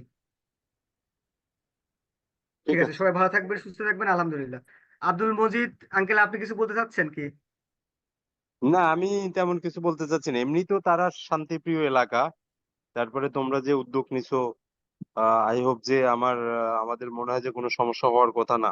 কারণ অনেক অনেক দাঙ্গা টাঙ্গাতে অনেক কিছু হয়েছে, বাট তারা সাথে এমন কিছু হয় নাই। তো তোমরা যে উদ্যোগ নিয়েছো, এটা যায় প্রশাসনের সাথে কালকে সাইফুল সহ যায় বসো, আমার মনে হয় যে একটা ফ্রুটফুল রেজাল্ট পাবা। ঠিক হুম আছে। হুম হুম। জি ইনশাআল্লাহ, পরে আবার কথা হবে আপনার সাথে। যুক্ত হওয়ার জন্য ধন্যবাদ জানাচ্ছি। ঠিক আছে। শাহিনুর ভাই, আপনি যদি কিছু বলতেন। ভাই শুনতে পাচ্ছি না, মিউট করা আছে। থ্যাংক ইউ ভাই, আমি অনেকক্ষণই তোমাদের কথা শুনতেছিলাম, কিন্তু যেহেতু আমার অফিসে আছে, অফিসে কাজ করতে হচ্ছে, তো আমি মাঝে মাঝে অ্যাটেনশনটা আমার অন্যদিকে চলে যায়।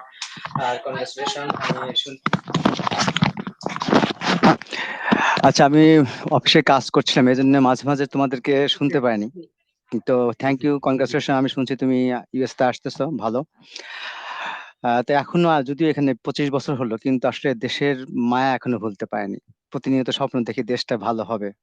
আমার কথা হচ্ছে কি, আমি অনেক ভালো করেছি এখানে। জাহাঙ্গীর আমার কাছে আসছিল, তুমি যে তালুমের জাহাঙ্গীরের কথা শুনলে, সে জাহাঙ্গীর আমার কাছে জি আসছিল। ওকে প্রথমে আমি ভর্তি করে দিই বারুক কলেজে।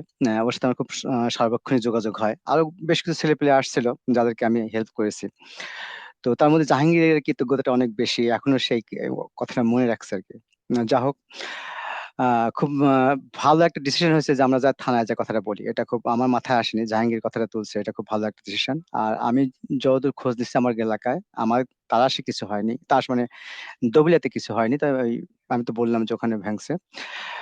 জি তো তোমাদের সাথে দেখা হবে, সুস্থ থাকো, সুন্দর থাকো। আর আমি সবার কথা শুনছি, কিন্তু আমি কথা বলতে পারিনি আমার কাজের চাপে আর কি। ইনশাআল্লাহ ভাই, আরেকদিন আমরা আপনার কথা শুনবো। আমরা আসলে প্ল্যানটা বাস্তবায়ন করি। আমরা চাই যে তারা সে কোনো অপ্রীতিকর ঘটনা না ঘটুক। ওকে, আজকের মতো মিটিংটা এখানে শেষ করছি। সবাই ভালো থাকবেন, সুস্থ থাকবেন। আসসালামু আলাইকুম রহমতুল্লাহি এই বারাকাতুহু। এই ইয়ে গেছো কি কি জি বলে, শাহিন, জি ভাই। আছো? ভালো আছো? 1 মিনিট কথা বলি তোমার সাথে। হ্যাঁ। আসলে আমার মনে হয়